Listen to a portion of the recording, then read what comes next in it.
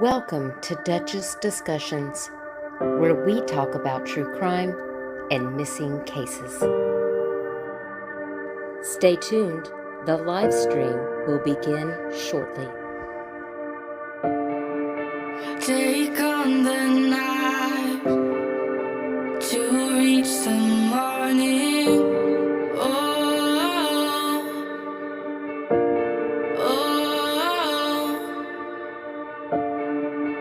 we'll write our names in blood and glory.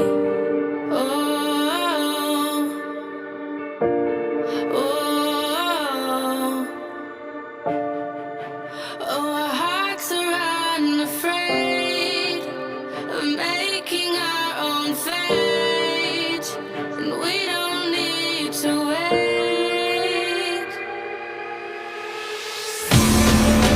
We're a phoenix rising from the ashes, fighting our courage climbing.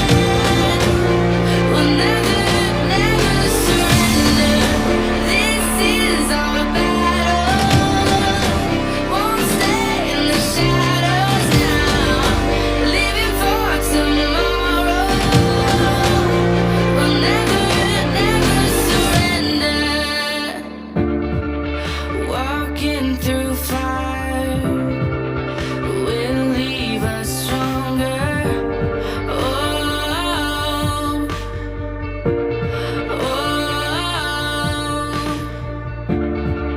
And we might grow tired, but not going under. No, no.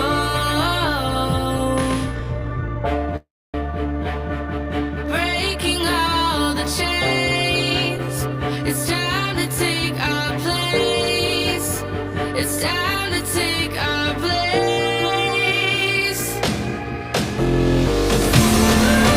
We're a phoenix rising from the ashes, fighting our courage climbing. We'll never surrender. This is our battle. Won't stay in the shadows now. Living for tomorrow. We'll never surrender.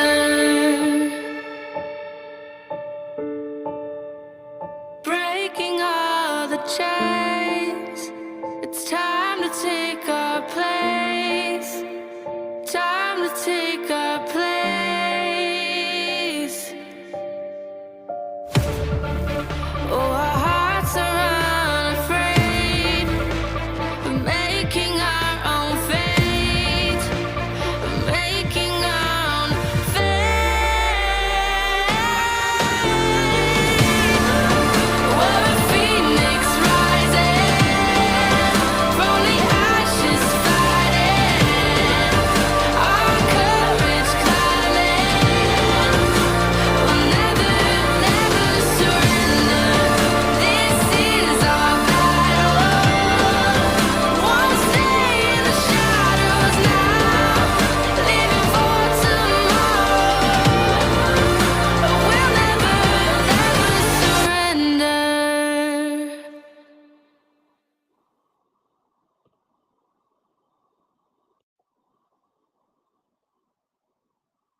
Hey everyone, how are you guys doing? It's been a while since I've seen you, since we've talked about Tyler Dole's missing case. In case you don't know, my name is Duchess, and I make missing flyers for missing people. And my friend Arctic Fox is here to talk with me today because we just want to catch up and talk about some cases and talk about some things that's been going on in the YouTube streets and in the true crime community. Thank you, Arctic, for coming on my panel today. Hey, no problem. I was having some Wi-Fi situations. You can see my hair's wet. It's been burning up here. I've been working in the yard.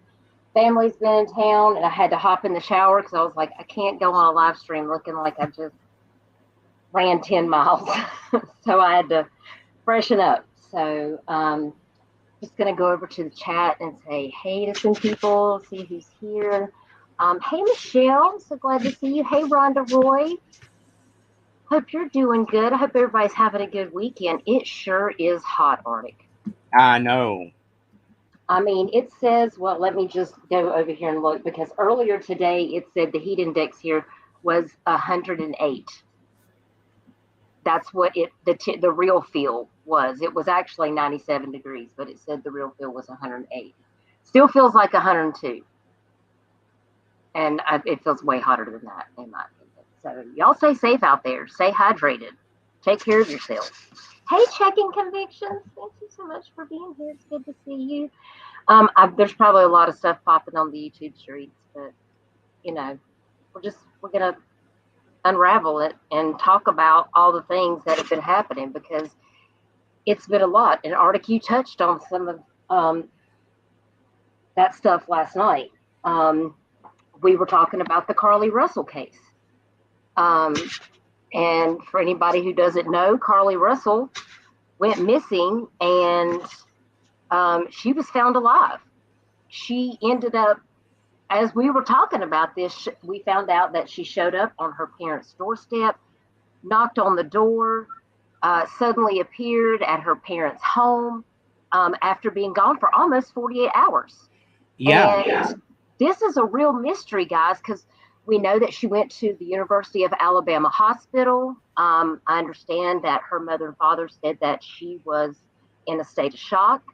We don't have a lot of details, but I do have a couple of videos that I wanted to play that I saw the news stations talking about just a few hours ago. And I thought we might take a look at that and then talk with the chat for a few minutes to kind of get a feel of what people are thinking about this case. Because, I mean, honestly, I'm glad she's fine. I'm glad that she's safe. But I think we do have questions. Like, I hope that nothing really terrible happened to her. I mean, it scares me to think about the things that can go wrong. Do you have any thoughts on this, Arctic? And while I pull up this video? There's a lot of speculation out there. Unconfirmed things have been said that we need to wait on confirmation either from the family or law enforcement. I do not think, like many are trying to say, that this was some type of hoax and that she pulled a Sherry Papini on us or anything like that. I think we need to sit back and wait until law enforcement puts stuff out. And there's a number of reasons why they may not be putting it out. Oftentimes, they're going to hold stuff close to the vest if they have a suspect that they're trying to build a case against, or they may not want to put a community in a frenzy if there's a possible person out there that's using children to lure innocent women into cars. Well, Michelle just sent me something really interesting. Thank you so much, Michelle, for sending me this. I do want to share this. Let me get over here and share my screen so I can let you guys take a look at this. Hang on 1 second.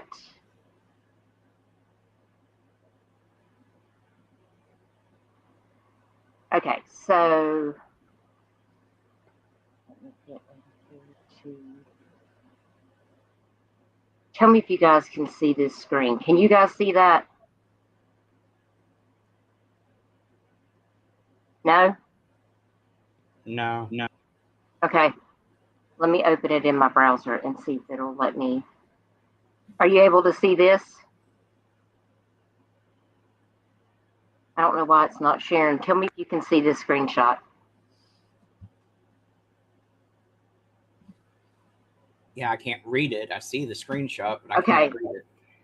I'm going to read it to you because obviously, I mean, I could try to blow it up as much as possible, but it looks like it's from the Arkansas Justice Project. Gonna have to look further in detail on that. It says Tomar Latrell Simmons. It's a post from looks like about an hour ago, and it says I don't even know how to start off this post, but to only say thank you to my Lord and Savior, Jesus Christ, for saving my girlfriend's life. Also, thank you to everyone who shared a picture, came out to the Hoover Met to help us with the search parties, and who went and proceeded to tell other people about Carlee to bring more awareness to her story. I have been going nonstop since I received the call that she was missing on Thursday night. I know she would have done the same for me, so I wasn't going to give up until I saw her face again. I was straight tunnel vision even when I would get on social media on my downtime and see some of the false allegations and assumptions. Hang on a second, my Doberman is crying. Puppy, come here. Come here. Y'all, she's a big baby. I'm so sorry. She needs full attention, and she's mad because I'm live. Okay, it says, I would get on my social media on my downtime and see some of the false allegations and assumptions about me having something to do with her abduction would have me discouraged at times, and I didn't give up and kept my faith. I just want to thank all of my family, friends, former teammates, and church members who called or texted me just to let me know that they're praying and here for me. You guys don't know how much that meant to me. All I ask from everyone right now is to be respectful of Carlee's situation. She was literally fighting for her life for 48 hours.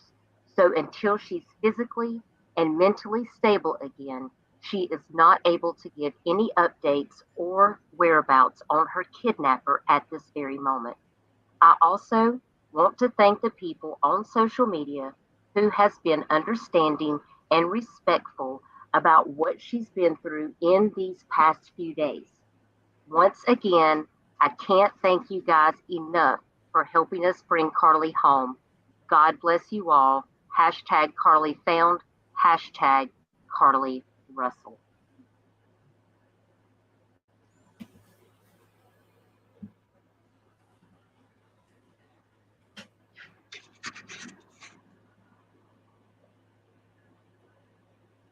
That's interesting.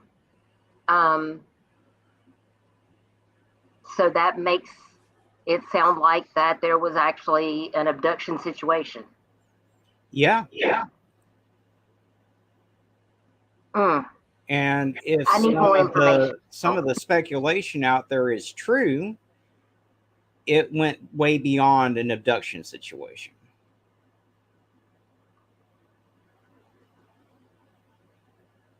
I worry that something really bad happened to her. I don't know exactly what it is, but I guess we'll just have to wait and see. So let me see if I've got this other video pulled up, and I believe that was in my description. If you guys want to see any of the videos that of any of the news stories that we're going to talk about, also Arctic Fox did a video about Carlee Russell also. And as you guys know, when Carlee went missing, she that 911 call center had received a call at 10:45 p.m. yesterday that Carlee returned home to her residence. And I know the police responded to that scene to investigate that latest development. And that is what we're going to actually take a look at on this news article. And they did like a short little video, I believe. So I'm just going to pull that up now if you'll give me 1 second. So I'm going to get with that link, WBTM. It was, but it's on YouTube.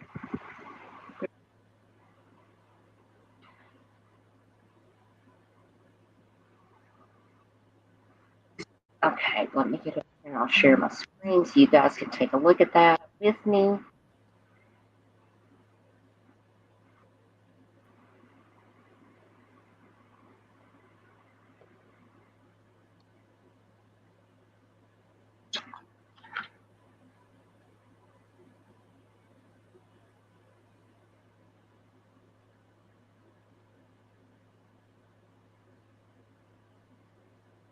Okay.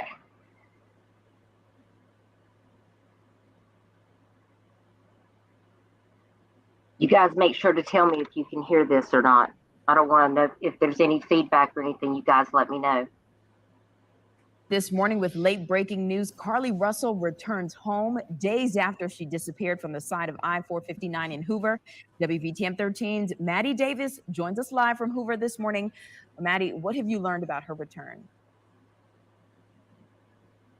Well, Magdala, Hoover police tell us they got a call that Carlee returned home to her family's house here in Hoover, leaving many with questions this morning. Her return to home ending a 48-hour search, grabbing national attention, and police began investigating when she was reported missing Thursday night after receiving a call from her saying she saw a toddler on the interstate. A search for her continuing through the weekend. What do you guys think happened to this toddler situation, though? I mean, do you think that was really a bait situation? I've seen all kinds of alleged thoughts of what they think that could have been about. Arctic, do you have any thoughts on that? I don't. I mean, so far, law enforcement says they haven't been able to find any proof of the toddler and that they didn't have any reports of a missing child. However, I also find it very difficult to believe that a young, beautiful woman like that is going to stop in the dead of night unless there's a dang good reason for her to stop and pull over, because that's not the safest thing to do at 9 o'clock at night, pull off to the side of a dark interstate. Right. So, And she did call 911 to tell them that there was a child on the side of the road. And then she called her sister-in-law. And from what I understand from the family, I heard there was a statement, but that the sister-in-law said she heard her scream and the line was still open. Like the phone was laying there, obviously the line was still open, but she heard her scream and then she wasn't there anymore. exactly. So, She said she heard Carlee scream, and then all she heard was the traffic on the interstate. oh my gosh, like I just get chills thinking about that. All right, let's play the rest of this. But ending around 10:45 last night when police got that call that Carlee was home. Hoover PD responding to the scene to investigate, and fire medics also arriving to assess Carlee and transport her to the hospital. From what we were last told, Carlee remains in the hospital this morning. However, those circumstances surrounding her disappearance remain unclear. Magdala. Well, Maddie, there are so many questions remaining around this, surrounding her return, though. So can you go into details with how we started on this? Well, Magdala, it all goes back to Thursday night, right after 9:30 at night. Hoover 911 Center received a call from Carlee saying she saw a toddler walking on the side of I-459. Her family also reports getting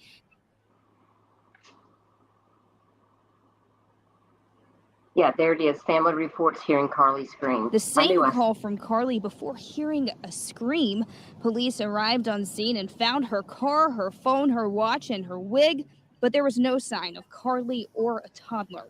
Friday morning, a full search party gathered at the Hoover Met. Hundreds of volunteers showing up over the weekend, many heading out to our neighboring states as well. And as that search for Carlee continued, a reward of $50,000 was offered for her safe return. And then again last night, Carlee showed up on her family's doorsteps in Hoover and was taken to the hospital to be checked out. I know many people, again, like I said, asking questions right now. We are days after. That is just a scary, scary situation. I just Absolutely. don't even. She's been in my prayers. I thanked the Lord last night when I went to bed that she came back home. And that's the important thing. The rest of the information will come out when Carlee is able to talk about it, when law enforcement feels comfortable putting it out for public consumption. In the meantime, we all just need to be grateful that this young lady was returned unharmed. We have to respect the situation until we know more information. I mean, I know everybody wants to know. Of course, I mean, I want to know because this situation, it makes me want to continue to promote why women need to learn how to protect themselves. And if you are in a situation where you see, obviously, I feel like anybody that's watching this live stream, we're here because we look for missing people. We care about these cases.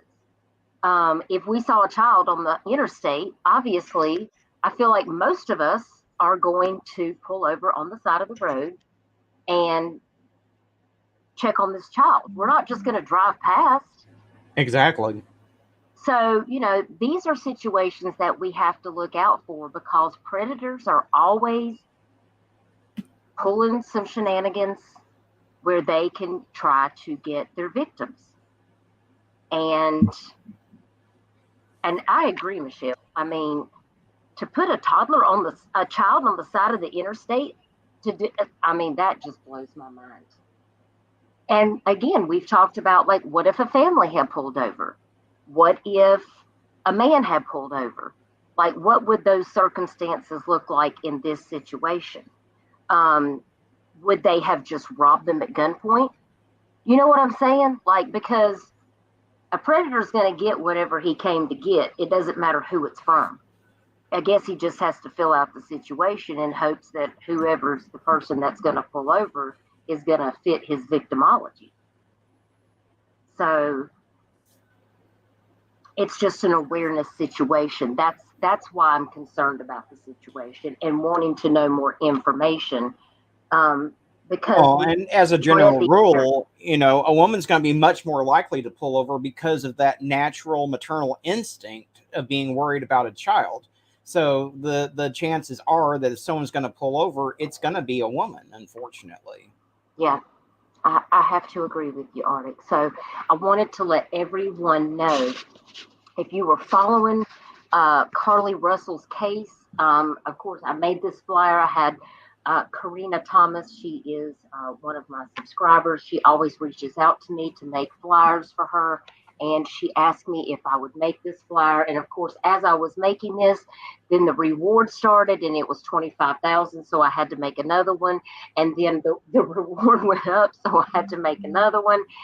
So if you see these flyers out there, that's the reason there's 3 flyers, is because of that reward fund.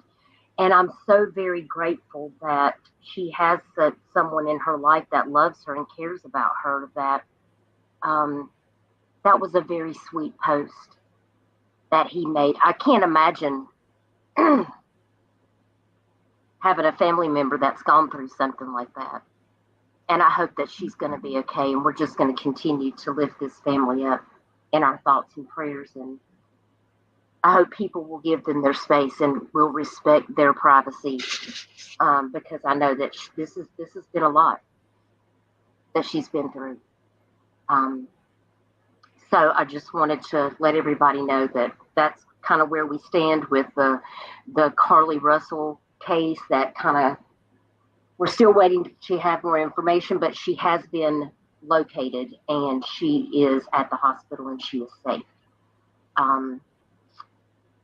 So the next thing that I just kind of wanted to talk about real briefly is my wonderful friend, Nancy Strickland, with We Are Cody's Voice, is having the Ride for Justice for Cody Bixby. This is the first annual motorcycle ride / classic car. I think she's got both that have signed up to be in this Ride for Justice. It is going to have a police escort. And I'm so very excited for Nancy and We Are Cody's Voice that they are going to have such an incredible turnout at this event. I was really hoping that my husband and myself might be able to get up to Virginia to participate in this ride with our motorcycles. And I think that he is going to be working and we're not going to be able to make it. And I'm really sad because I just wanted to be there to support Nancy and We Are Cody's Voice. If you are in the Virginia area and you are still interested in this Ride for Justice, please reach out to Nancy Strickland. You can find her on Facebook. And it's under the group We Are Cody's Voice, and I believe she's also on Facebook. YouTube as well. Is that correct, Arctic Fox? Uh, she may have a YouTube channel. I haven't seen it personally, but I do follow her Facebook group, and I'm friends with her on Facebook. And so if you need any information and you're not able to find her on Facebook, just message me, get in contact with me or Duchess, and we'll be happy to get the information for you. I'm gonna Michelle, if I drop you this link in Discord, will you post this Facebook group? I'm going to send it to the Mod Squad room. Will you post this link into the comments? This is the Facebook group for We Are Cody's Voice Facebook. Please go over there if you're interested in following this case. Nancy is an admin in this group, and she is such a wonderful soul. She is doing all that she can to bring awareness for Cody Bigsby, and that's another case that really gets me, Arctic, because when Corey Bigsby was given bond at some ridiculous amount, I mean, we know that he murdered this kid. Oh, there's no question about it. I mean, and it was what, $80,000, and everyone was like, "Oh, well, he won't be able to make it anyway." And he was out in less than 24 hours with an ankle monitor, living his best life at his sister's house. Yes. Hey, Cotton Candy Boobs. Thank you for being here, darling. I'm so glad to see you. Thank you so much for being here. We're just chatting about some cases, talking about some things. Right now we're talking about this ride for justice for Cody Bigsby. I really wanted to go, Arctic, because I wanted to be able to get some pictures. I believe Nancy told me that she did tell me she was getting nervous because that she couldn't believe that so many people have actually that have signed up to do this. And I did design her a T-shirt and a banner for Cody Bigsby's ride. I was very privileged to be able that she asked me to do that, and I did design this banner right here. All proceeds of this ride will be donated to the National Center for the Missing and Exploited Children, and I think it's so wonderful what she's doing. And I want you guys to please go, if she she has that YouTube channel, please go over there and sub up, and please go join this Facebook group and show Nancy some love. She's working really hard, and she I think she said she had well over 150 people that signed up, and that was over a month ago. So I mean, that is amazing. I just think it's incredible what she's doing to bring. No, absolutely. She has been probably the biggest voice for Cody on Facebook. She has been advocating for him like nobody else, and I want to applaud her for that. Anything that she knows that she can reach out to me, and I will gladly help promote it. I wish you'd been able to go to it, Dutch, because I would have loved to have had those pictures to be able to share with our subscribers. I would be happy to let in any content that I have. If I have a live stream that has information that you need on a case that you want to cover, you're always welcome to play my video. Well, I appreciate that, and that goes both ways. And if there's other creators that are covering a case and they want to use my video, like, just let me know, and just like, as long as you tag me in your thing, like, I mean, I'm all good with it, because that's what we need to do is just, I like to just ask people, hey, do you mind if I play your video? Or if I use somebody's video content, like, I just tag them in it because I want them to get the credit for it. Exactly. But a lot of creators have great videos. They have great information. Even channels that I don't subscribe to myself, sometimes I get good information from places, and I think people should get credit for when they have good information and they do good work. So, and thank you, Michelle, for sharing Cody's Voice Facebook page. Y'all go over there and support Nancy and her wonderful group of people that is keeping Cody Bigsby's name out there. Cody needs justice. And I hope that Corey, I mean, he got out the same day, didn't he, Arctic? Yeah, that day. I mean, I don't think it was even like 3 hours. He was out and he had an ankle bracelet and he was at his sister's house. I'm going to send Nancy a message real quick and let her know that we're talking about her on my channel in case she wants to come over, because I want to make sure that she knows that I share her information, because she was so kind to reach out to me to ask me to do this. And Cody Bigsby, for anyone who's been following my channel since I started in January of 2022, Cody Bigsby was the first big case that I covered. So he has a special little place in my heart. And look at that face. Yeah, I mean, because we started our channels just within a month of each other, and I'd been covering Cody's case too. In fact, when they were out there doing the search and stuff, and they came across that jacket that looked exactly like the one Cody had been seen wearing in pictures, Yes. I was streaming that search. That whole case, I was on edge the whole time. Because that's really not that far from where I live. It's just right up in Virginia. It's a straight shot. It's probably like maybe 4 hours from me.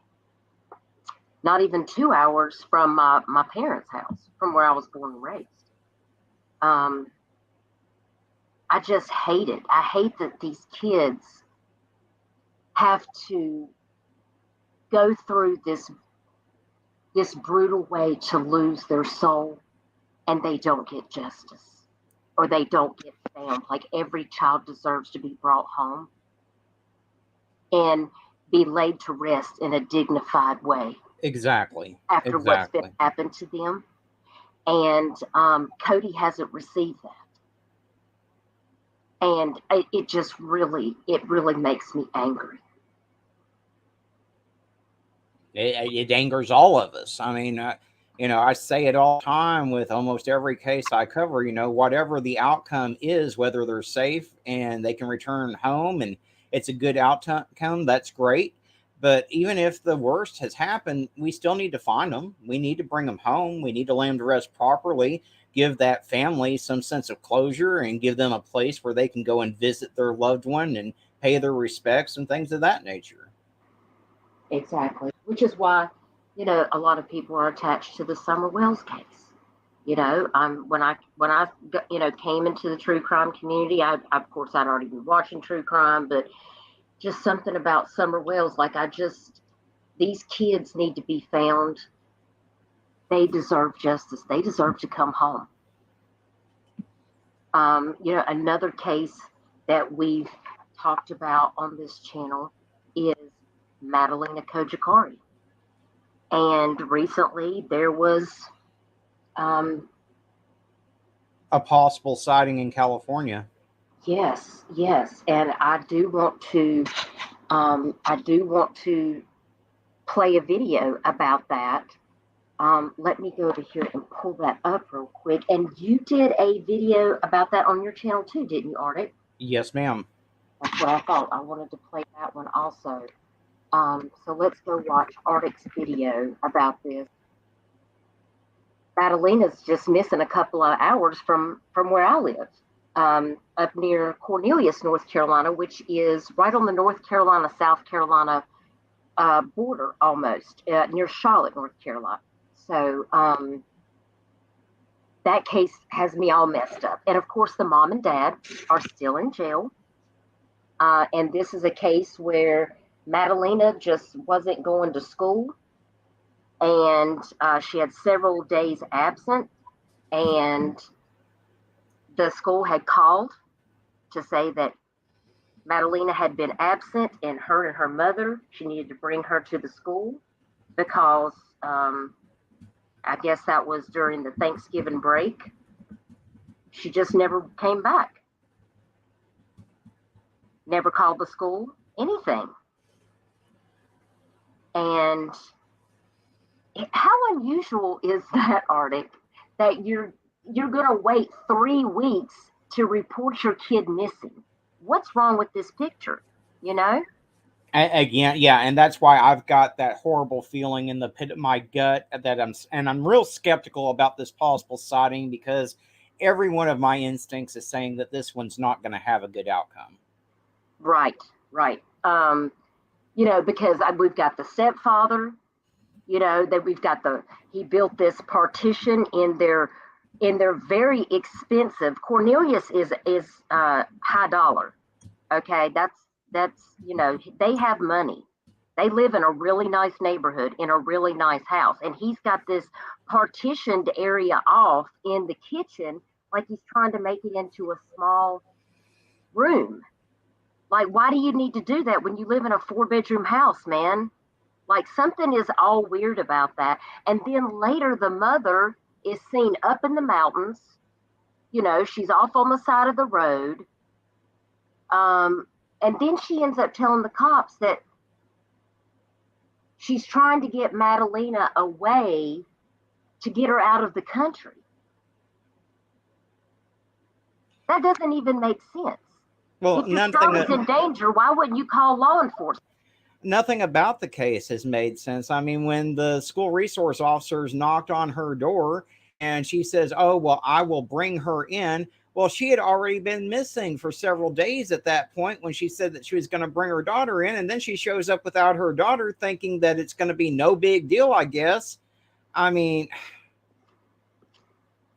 it blows my mind. Okay, here's your battle video. Let me get over here so I can share my screen and we'll take a look at this. So when I saw your video and I saw the article about this lead, I was like, so Madalena's just out there roaming around at 11 years old in California? Are you what? That doesn't even make sense to me. Okay, so let me get over here. What's going on, guys? This is Arctic Fox. Welcome back to the channel. We had some breaking news come through this week where the Cornelius Police Department confirmed on Monday that they're aware of a Facebook post noting a possible sighting of Madalena Kojikari, who is missing out of Cornelius, North Carolina. Now, for those unaware, Madalena has been missing since November of 2022. A user in the Find Madalena Kojikari Facebook group said that she was driving to Susanville, California on the 5th of July when she stopped at a Valero gas station in Weaverville, and she spotted a young girl there who asked for a ride up north. The poster said that the girl looked a lot like Madalena Kojikari. She appeared to be alone, and honestly, the poster said that she couldn't tell because there were so many people there. In a statement, Cornelius Police said that the agency was aware of the tip and detectives are following up on the information. And honestly, if this is Madalena, that would be amazing. Former FBI agent M. Quentin Williams said that the best thing people can do is to keep sharing Madalena's photo and her flyers. You know, social media is a powerful tool. And as long as you're on the platform, you are part of the empowerment to help get Madalena's face out there to as many people and to help bring her home. So at the very least, everyone can blast Madalena's flyer and her story all over the internet. And honestly, guys, like I've said a million times, there's no detail too small, and every tip matters, no matter how insignificant you think it is. All of these leads have to be followed because you never know which one is going to be the one that breaks the case wide open, either directly or indirectly. Now, right now, there's about 850,000 law enforcement officers in America, and they have 330 million people missing. So the way that these crimes get solved is if the 350 million people are involved with the solutions and working to get these faces out. I've said that numerous times. It's been nearly 8 months since Madalena was last seen publicly, and local residents say they just hope police eventually find her and bring her home. Now, I'm not a parent or anything, but I do have, nieces and nephews, and, I can only imagine what the parents in the local area are going through. I mean, there's a lot of people there in North Carolina that have sons and daughters, nieces and nephews that went to school with Madalena. And, it's heartbreaking for them on a very personal and emotional level. And, everyone there is just holding out hope that Madalena will one day be found safe and alive.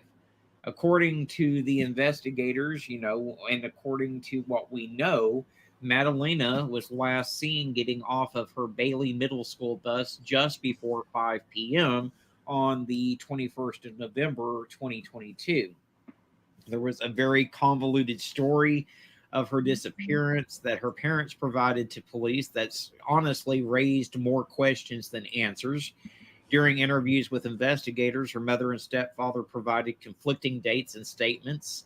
And the girl's mother, Diana Kojikari, and stepfather, Christopher Palmitter, are both in the custody of the Mecklenburg County and are charged with failure to report Madalena's disappearance. Search warrants show that Diana Kojikari had extensive conversations with a relative about getting out of her marriage to Palmitter. Those documents show Diana Kojikari allegedly asked the relative if they could help smuggle Madalena away from the home. They also created speculation that Madalena could have become the victim of human trafficking. According to the U.S. State Department, 41% of human trafficking cases are facilitated by family members. Law enforcement consultant Roy Taylor, who's not involved in the case, said that this gives investigators more people to look into and hopes that Madalena is still alive. And guys, I mean, I hope she's still alive. I've always said that you can't ever give up hope in these cases, that we always have to assume that these missing children are alive until such time as we're proven wrong. If you do have information on Madalena, you're asked to contact either the Cornelius Police Department at 704-892-7773 or the FBI at 800-CALL-FBI. But we really need to continue sharing Madalena's face out there. Now, I am hopeful that this sighting or possible sighting turns out to be relevant. In the meantime, we need to continue to share her face and her story out there. I'm glad that both her mother and stepfather are in custody, and I'm hoping that more information continues to come out that will break this case wide open. But I did want to bring you the latest update in the story, guys, because this is one that many of us have been following, that is dear to a lot of our hearts. So do me a favor, give the video a like. It does help more people to see the update, more people that see it and see her face, the better the chances are that we will ultimately find Madalena and hopefully bring her home safe. Also, if you're not subscribed to the channel yet, consider clicking that subscribe button. Arctic, that was a really great video. Thank you. Thank you.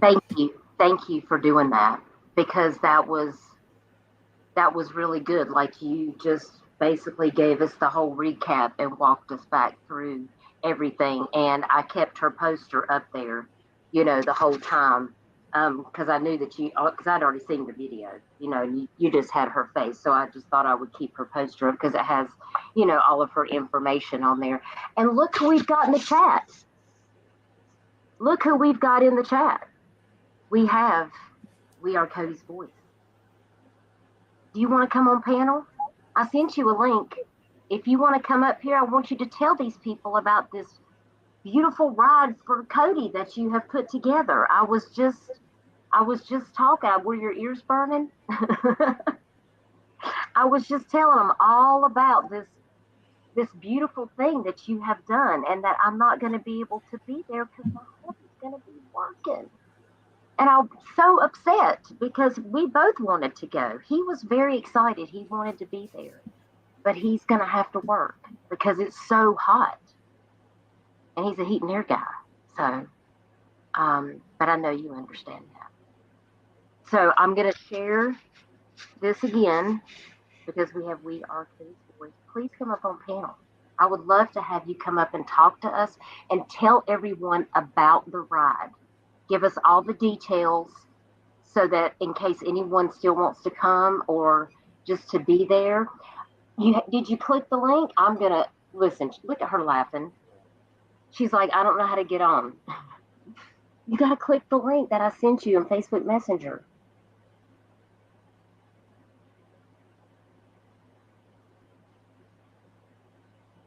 You don't have to sign up for anything.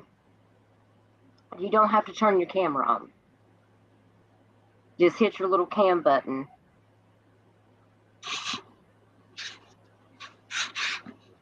And look, I can always put a thing over the screen.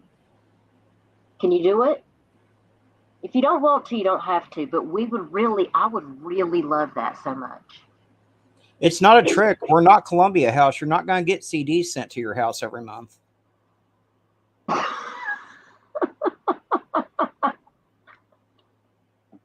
Well, she's not going to get CDs sent to her house.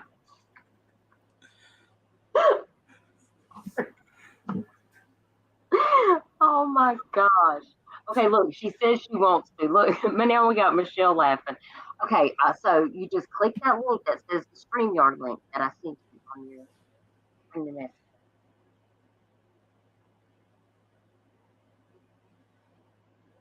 Y'all bear with us. Y'all bear with us. We're going to do this.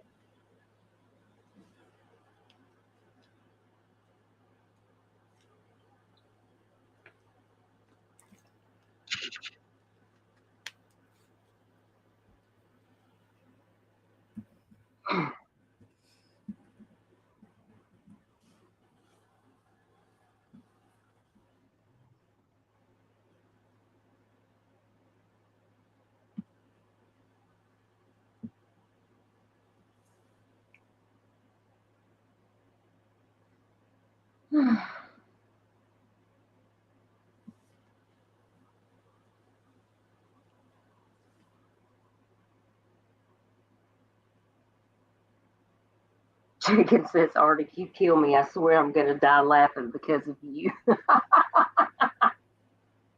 Ain't it the truth? Ain't it the truth?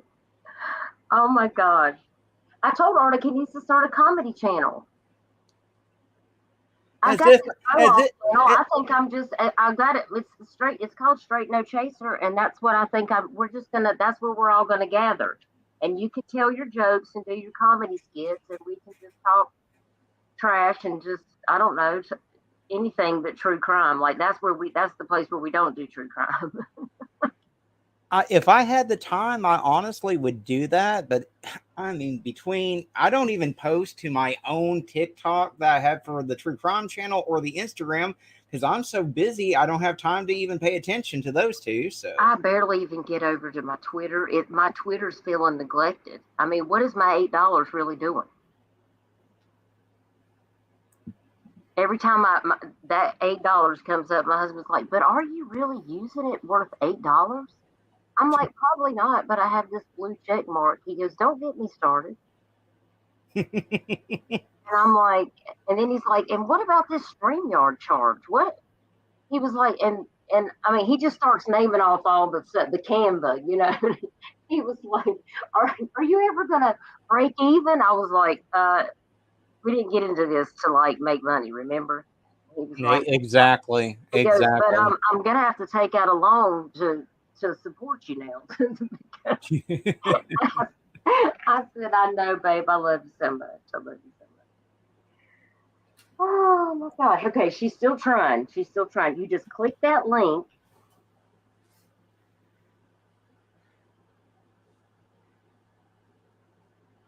You can do it. Just talk to me on Messenger.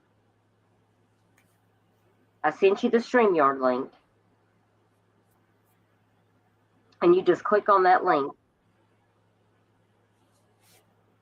Hopefully she'll make it up here, y'all. Hey, Zena. Hey, darling. I'm so glad to see you.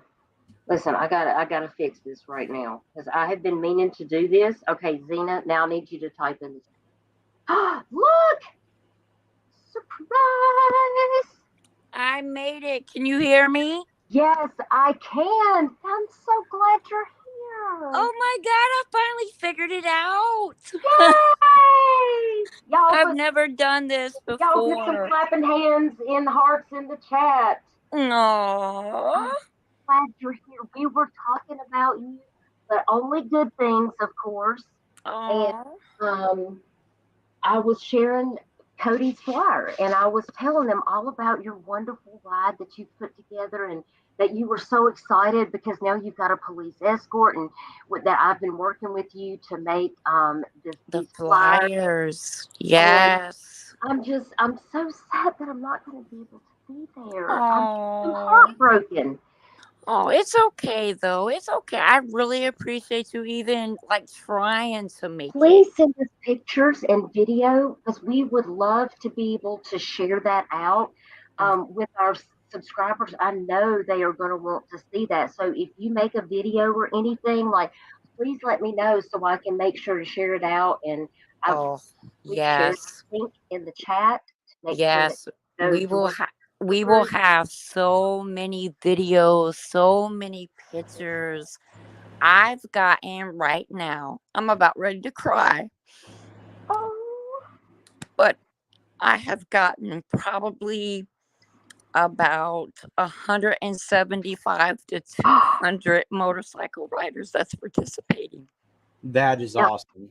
that is amazing. That is Yes. amazing. I told them, I said, last time we talked, she said she had over 150. Yes. Remember when you Yes. told me that? This is amazing. I am so happy, Nancy. Yes, we're actually going to start. It's a place called Williamsburg, Virginia. It's an outlet mall, Okay. and we're going to start there. We were going to have it at the Cody fence, but I was actually shut down on that part of it because of I don't want to put nobody under the bus, but I think it was the family that did that. Because they said, I mean, we were just gonna have a cookout at the Cody fence, and they said because I didn't have a food handler's license that I couldn't do it. So we have actually moved the event to the ending part of the event to it's called the Retired Armed Forces Club. Which is actually better because we have air condition. We're able to have electricity because at the Cody fence there was no electricity. Oh, okay. Yeah, so we were all bringing our own grills and things like that. They tried to shut me down, but Nancy overcame. Cody, I think Cody's looking out He is. because He, he knows where I'm at. He knows where my heart's at, I know. and And you are it's to such bring a awareness to him. Yes, ma'am. Yeah, exactly, artifacts. I got in touch with the National Center for Missing and Exploited Children, and they did a flyer for me with a QR code on it as well. that's So, oh my yes, gosh. yes, and so they have a fundraiser for him on their website. And whatever I get, like we're doing a 50-50 raffle.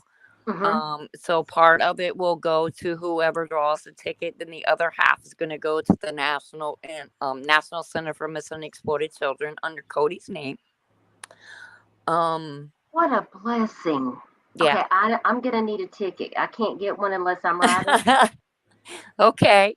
I Well, need Okay. a Yeah. I just want to take a moment to tell you how very grateful I am to have you as part of the community because there has been no bigger voice for Cody than you have amen.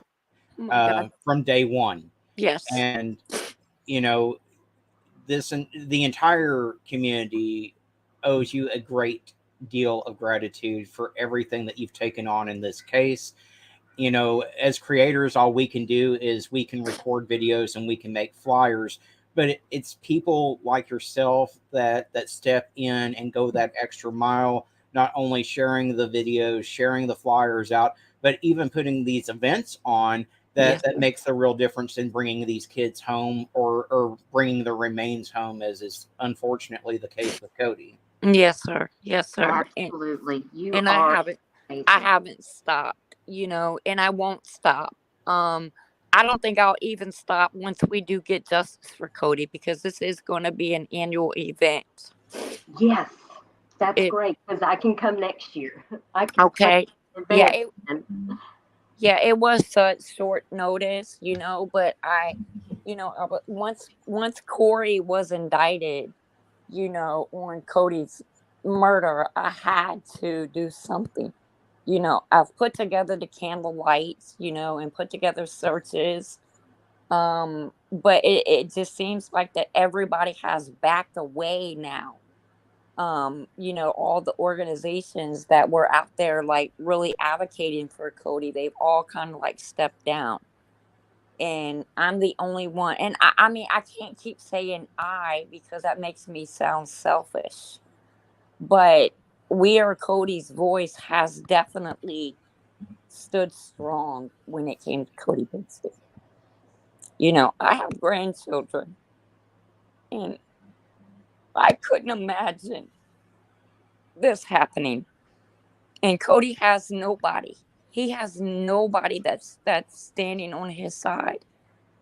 They're all about the dad. Want the dad. Of course, he's out of jail. I mean, that's all they're worried about. They're not worried about baby Cody. Well, Corey's sister is a piece of trash in my opinion, Yes, because sir. she flat out said, "Well, when Cody first went missing, I'll never forget. There was an interview that she was Yes. given, and she said, "Well, what does that have to do with me? It has nothing to do with me." She said it's irrelevant on the Yeah, last time where Cody was seen. yeah. Yes. Yes, and that broke my heart, because when I woke up the morning that they reported him missing, and I seen that they were looking for 50 volunteers. Well, I missed the first 50, so I was out there the very next day. And I went by myself. I didn't know nobody, so because I live in Virginia Beach, and he's missing from Hampton. So, of course, I knew nobody. So, when I pulled up, people were going their own way. So, I went my own way. And I just haven't stopped. I mean, people are like, "Well, darn, Nancy, how many more shirts are you going to get with Cody on it?" I was like, "As many as that I need, to I, keep." I tell you what I would like Hmm. is send me the information in Messenger to where Hmm. I can make a donation, since I'm not able to attend, and I'd like to at least make a donation if I can. Yes, And sir. I would like a T-shirt or a bracelet or something, because I do wear the bracelets for the missing everywhere I go. So Yes. Yes, sir. Okay, definitely, definitely. Um, I, Now the deadline for the t-shirts that was last night, but I can definitely get you guys a t-shirt. That is not That a would be problem. incredible. I did not even know that you had t-shirts. Yeah, you know If what you flyer I just get use? us anything, like that would be great. Like I'll be happy to pay you. Just send me all the information in Messenger, and Okay. just let me know. And I would like to also make a donation on behalf of Cody because I can't be there either, and I want to be there so badly. But at least I know if this is an annual event, Yes. that I can plan in advance so that I can be there next year. Because Yes, ma'am. I Yes. just appreciate all that you're doing. You are a wonderful person in this community, and Cody is so blessed to have somebody like you as his voice and such a wonderful group of people that's actively making this community a better place. Thank you so much. Thank you, because I mean, I'm not gonna stop. I mean, I've been threatened. I mean, my life has been threatened. There's a whole hate page on me. Oh, Um, goodness, I had Everything. no idea. Oh, wait a minute. On you? Yes, ma'am. Yes, ma'am. It's about We Are Cody's Voice, which of course that is my group page, is We Are Right. Cody's Voice. So every I time. had no idea. Yeah. But I mean, I do because I cover Tyler Doyle. I'm the only person covering Tyler Doyle. I did his Hmm. prayer vigil. I'm really the only person that's still talking about him and trying to find answers on YouTube, and that's okay because I'm local. I'm right here, just like you're local to Cody. Yes. I'm local to Tyler, and it's kind of a torch that that I'll probably always carry that, just like Heather Elvis, another missing girl that she's never been found, Yes. and it's so it's the local cases sometimes that really they just can't be. They're never going to be forgotten. No, never. Never. And I will never even when we do get justice for Cody, I don't think that I'm ever gonna let his name die. I I know don't I don't think I'm going to. your heart is so beautiful. You're such an amazing person, and it is a privilege to know you. Thank you so much. I appreciate it. It's a privilege to know you guys. You Duchess and the Arctic Fox. I've talked to Arctic Fox a few times about my cousin missing, and you know, and then with you helping me so much with these flyers, and advocating for Cody as well, and putting Cody out there. I just want him to be out there so much. I don't know what else to do. I mean, it's like people like Nancy. You're doing pretty good. On keeping his name out there. I'm like, I know, but I need to do more. I feel. I mean, in tribute to Cody, once his case is closed, once he has justice, you may want to consider, starting a Cody Bigsby Foundation and I just was focus on bringing other missing children home. Yes, I was thinking about that too. Because right now with this event, I have to make sure that all my I's are dotted and all my T's are crossed, because the attorneys and the family, they absolutely hate me. They call me the white bee. Yes, Hey, they that's okay. Wow. I'm on some surveillance lists in several law enforcement jurisdictions. I'm pretty sure for having called them out for their failure to take action. So, right. I mean, why would the attorney say when Corey was released from being in jail for 17 months, and then he gets released on, being indicted on murder charges, he gets bond, and then his attorney wants to say, well, now we will be bringing Cody home before trial. That's the first time this woman has ever in her life mentioned that baby's name. Well, since she's been on this case, that she's mentioned Cody's name, because they would call him the boy. And I would have to correct them in all news conferences. I would interrupt them, and they would take the mic off of them and go elsewhere, because I was like, his name is Cody, because they call him the boy.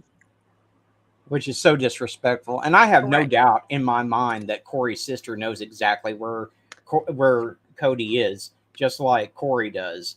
And they're just not saying anything, which is dumb on their part, because if this goes to trial, if Hmm. Corey ever wants any possible chance at parole, he's going to have to come clean and let them know where Cody's remains are. Arctic Fox.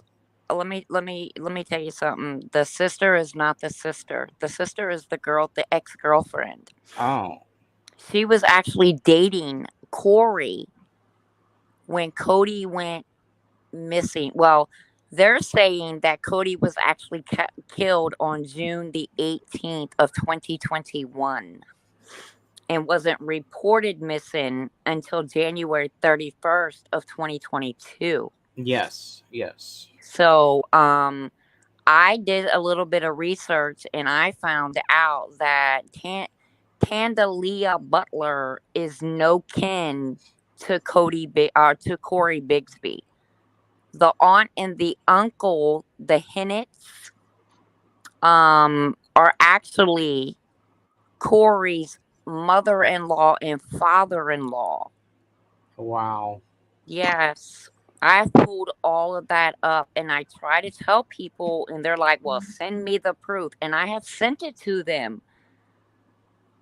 And they're like, well, I don't know where you get this from. I'm like, was it Truth Finder? Or, I mean, I bought a subscription. Benefied. I bought a subscription to that, and everything keeps coming up the same. The aunt and the uncle, the Hennets, Glenn Hennett and Jeanette Hennett, are his wife's parents. That is crazy. Yes. Yes. So at the last hearing, the bond hearing, I literally had to get up and walk out of the courtroom because I know my mouth. I have a very bad mouth sometimes. I wouldn't And know anything about that. oh no, of course you don't. I've Hey, watched you in action. y'all keep on chatting for a minute. I need to check on my Doberman because she's crying downstairs. If y'all Oh, a couple minutes, y'all keep talking, and I okay. will be right back. I just need to let her outside real quick. I'll be Okay, yes, ma'am. But yeah, so I had to literally get up when I heard the judge say, well, in the state of Virginia, everybody is entitled to bond, so I'm going to grant him. So when he said he's going to grant him, I stood up and I looked at my friends and I was like, I'm going to go to my car. When I stood up, the so-called sister, Tandalia Butler, stood up and the uncle pushed her down. And she said, I want that B. And I'm like, oh, you want me? I'm going to my car. That's where I will be. And I sat right there until court was over. And she never approached me. She's the one who called my phone and told me, if you show up in court, I got something for you. Okay. Well, Well, guess and where see, I'm at. it's one thing for the law to be that he gets bond. That's well and good, but $80,000 is pathetically low. Look what they did in Ohio with Chad Duerman, who executed his 3 sons. He's got a $20 million $1 million bond. Exactly.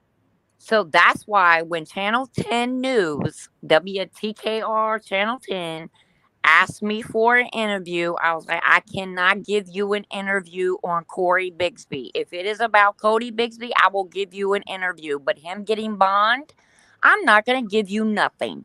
So the lady begged me, can you please just make a statement? And I was like, yes, I can make a statement. I'm going to tell you right now, the system has failed Cody once.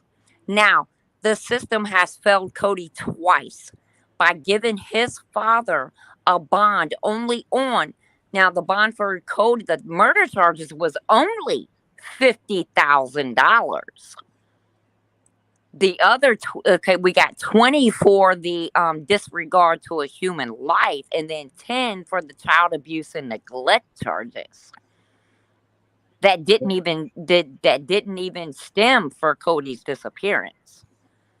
So Yeah, I told him flat out, y'all have failed. I had my subs sending me the information when he got that $80,000 bond. And I was like, surely this is just speculation. Surely they wouldn't have just given this man such a low bond. And then when I got to researching it and I saw it was indeed fact, Yes. I was so livid. I mean, I had to go out to the track with my car because my blood was boiling. Oh my goodness, Artifacts. I couldn't talk to nobody. I turned my phone off.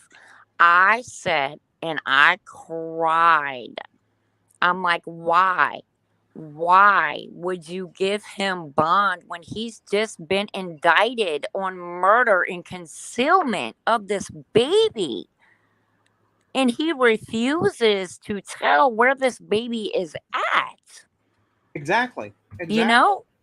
I mean, I found out that when they pumped the sewage system from Corey's apartment, they sent that truck directly to Quantico.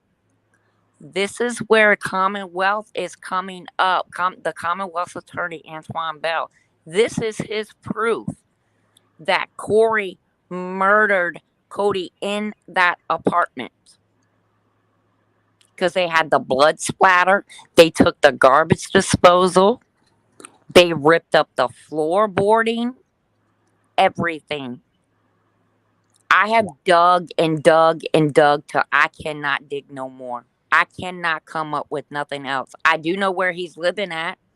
I do know his cell phone number, and I do know the landline phone number for his monitor, his ankle bracelet, whatever. I got all that too. So it's like I rode past the house at 2 o'clock in the morning, and everybody was like, "Nancy, go, go, go!" And I'm like, "Oh God, I shouldn't be here. I'm gonna get in trouble."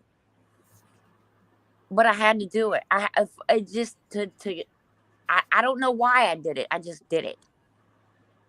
Hey, it's understandable. I mean, we all want justice for this little boy, and he has been failed. He's been failed on multiple levels. He was failed when no one bothered to even report him missing for all that time. For 7 months, Arctic. For 7 months. Did nobody think to say anything for 7 months in his family? Like, did nobody question where this kid was at? No, because they did not pay attention to those kids because they hate the mother. They cannot stand the mother of those 4 babies. He was duct taping the twins' diapers on them when he would carry his behind out to a bar to get drunk. And left them all home alone. And nobody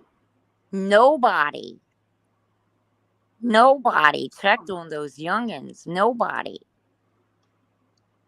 Wow. That is. Yes, Antoine Bell, the Commonwealth's attorney, has got so much evidence on this man. Antoine Bell refused to interview himself when they let him out on bond because he told them, "I cannot give you the evidence that I have because then I am not going to be able to use it at trial." Well, and I get that. I mean, they have to keep some things close to the vest and stuff if they are trying to build a case. I understand that completely. Mm-hmm. But my issue is, even if the family didn't say anything, where were the neighbors? Where were? I mean, he had to have had people that noticed that this little boy wasn't being seen. What about the neighbors? I mean, did people not question that? Okay, they did interview one of the neighbors, and he had told them that he would hear the children, and they were like super loud.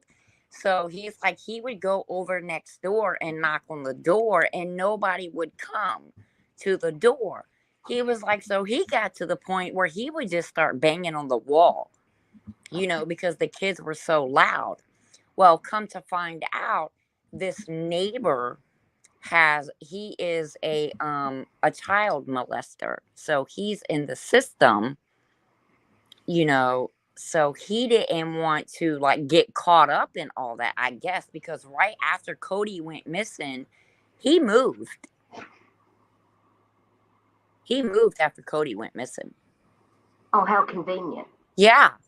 Yeah. But they say that there was a gray car that pulled up to Corey's apartment, and they seen them taking something out of the apartment, but they couldn't tell exactly what it was.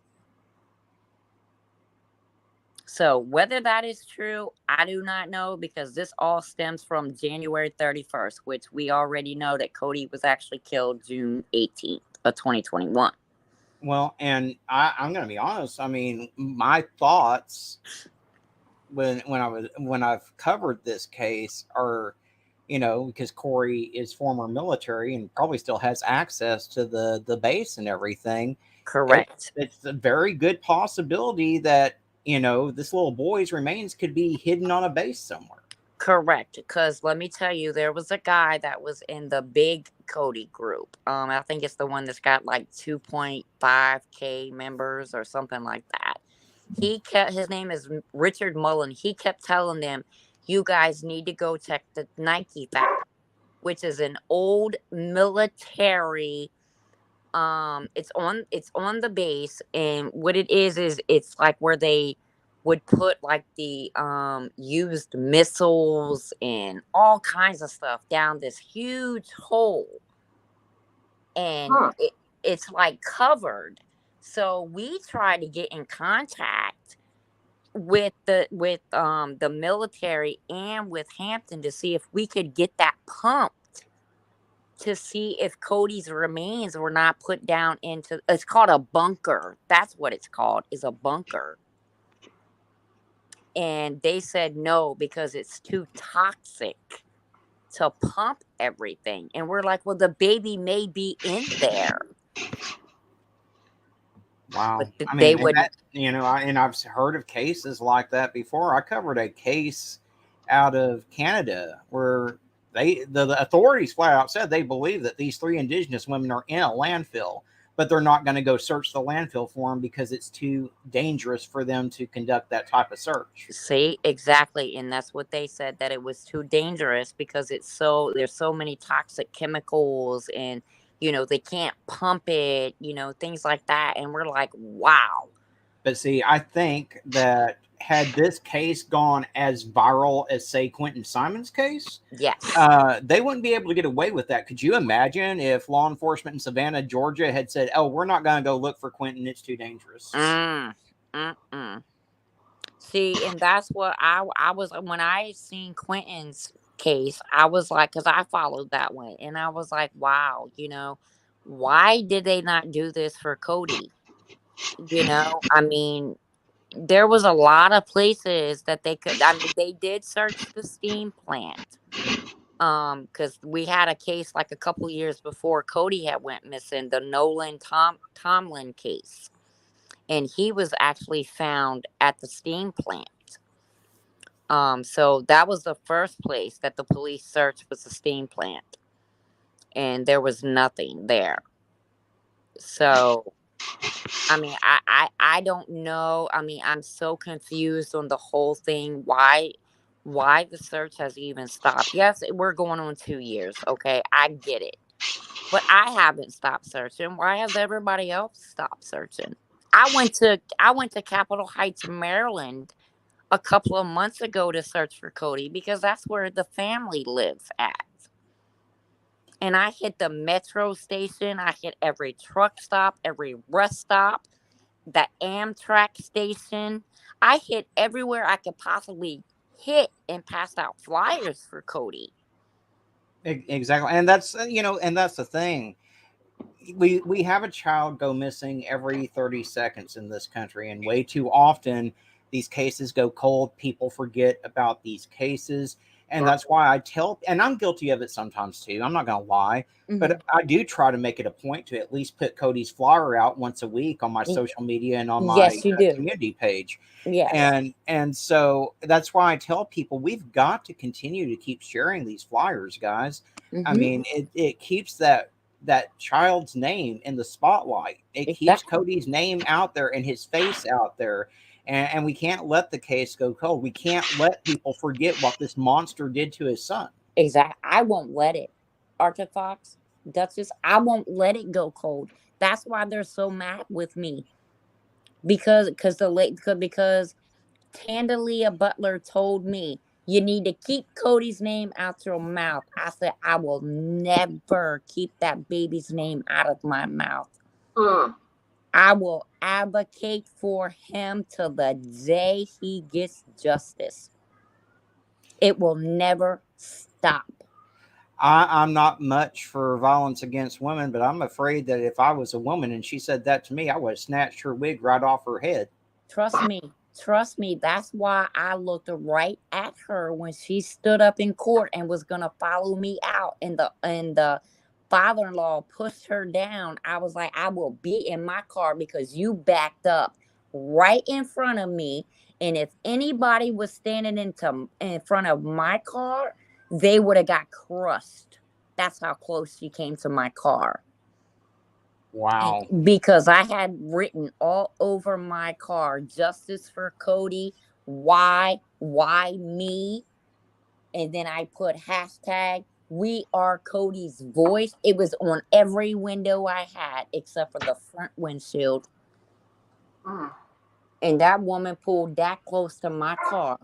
And they got out, and all three of them sat right there and stared at me because they were late coming to the hearing. And I wanted to go outside and give everybody an update on the group page what was going on. And when I was out there giving them an update, that's when they pulled up. And I was like, oh, okay, time for me to go, y'all. Here goes the family right now. The attorney paid Rhoda Young Live to put on her Facebook page a fake cease and desist on me.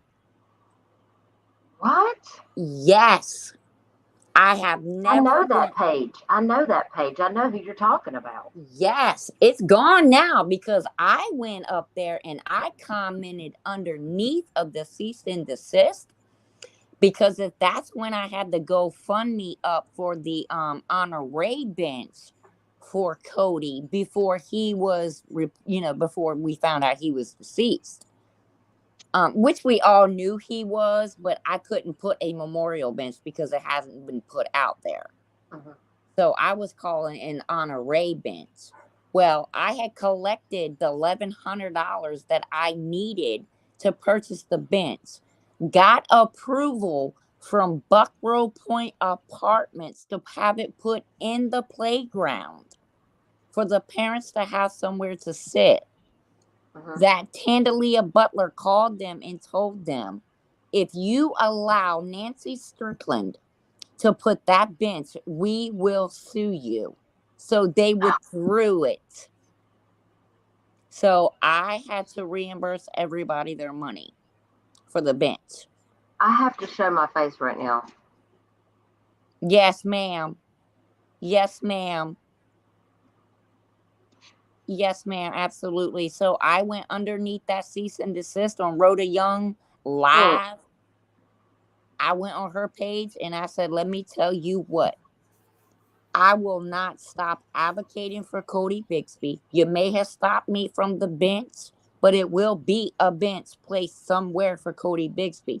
Number two, if I want to do a GoFundMe for you to get a new wig, I can do it. But I'm not going to waste my time on doing a GoFundMe for a new wig for you. You trying to sue everybody and their brother. You can afford your own wig. Thank you, Checking Convictions. I hope you have a good day, darling. So when I said that, Rhoda took it down. And That's then I was informed that Amina, the attorney, paid Rhoda $550 to put that up there. Is that legal? I don't know. I want see, if I would have thought about it, I would have screenshotted it.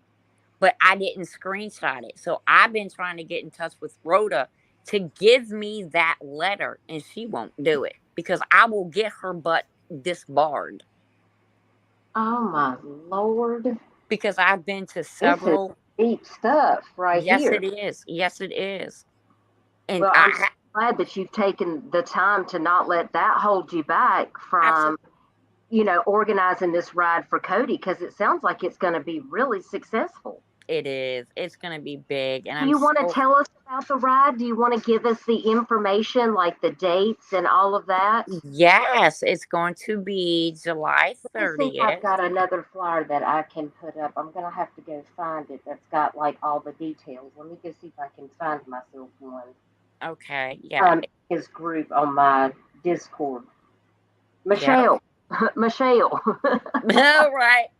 But yeah, help me find it in Discord. I think it might. I have a Discord for if you're a member of I am a member of Discord, yes. So if you're a member of my channel, I have a private Discord for people that are members and my moderators, and we have all kinds of different cases that I've covered, and that's what we're going over today, is just a variety of older cases that people haven't talked a lot about recently, and that's how Cody Bixby's case came up. Okay, well, I'm glad you did it because we are only 14 days out. Because the ride, Let me see if I can find Cody's chat real quick, and I'm gonna try to pull up that flyer that I made for you that has like all the dates, yes, and I can try to. yes, because it's July 30th. Dun, dun, dun, dun, dun. Oh my gosh, where did I put it? I have to go to Messenger and see if I can get it from where I sent it to you. Because I mean, I've been getting like all kinds of writers contacting me. Even like today, I've had like 3 different ones, and I'm like, oh my gosh, I've never done this before. And that's what I'm telling them. I've never done a ride before. I don't know what I'm doing. So if you guys could please point me in the right direction on what I'm supposed to do, because I don't know. I mean, I've got my waivers. I've got all that for the riders to sign. And it's going to be July 30th at 11 o'clock a.m. Yeah, that's the one I was looking for, but I think I redid that one. You did redo that one. Yes, ma'am, because you did it with this one right here that you have up right now. That's the one you redid that. Yeah, I was thinking I had an old copy of that one, and I can't seem to put my finger.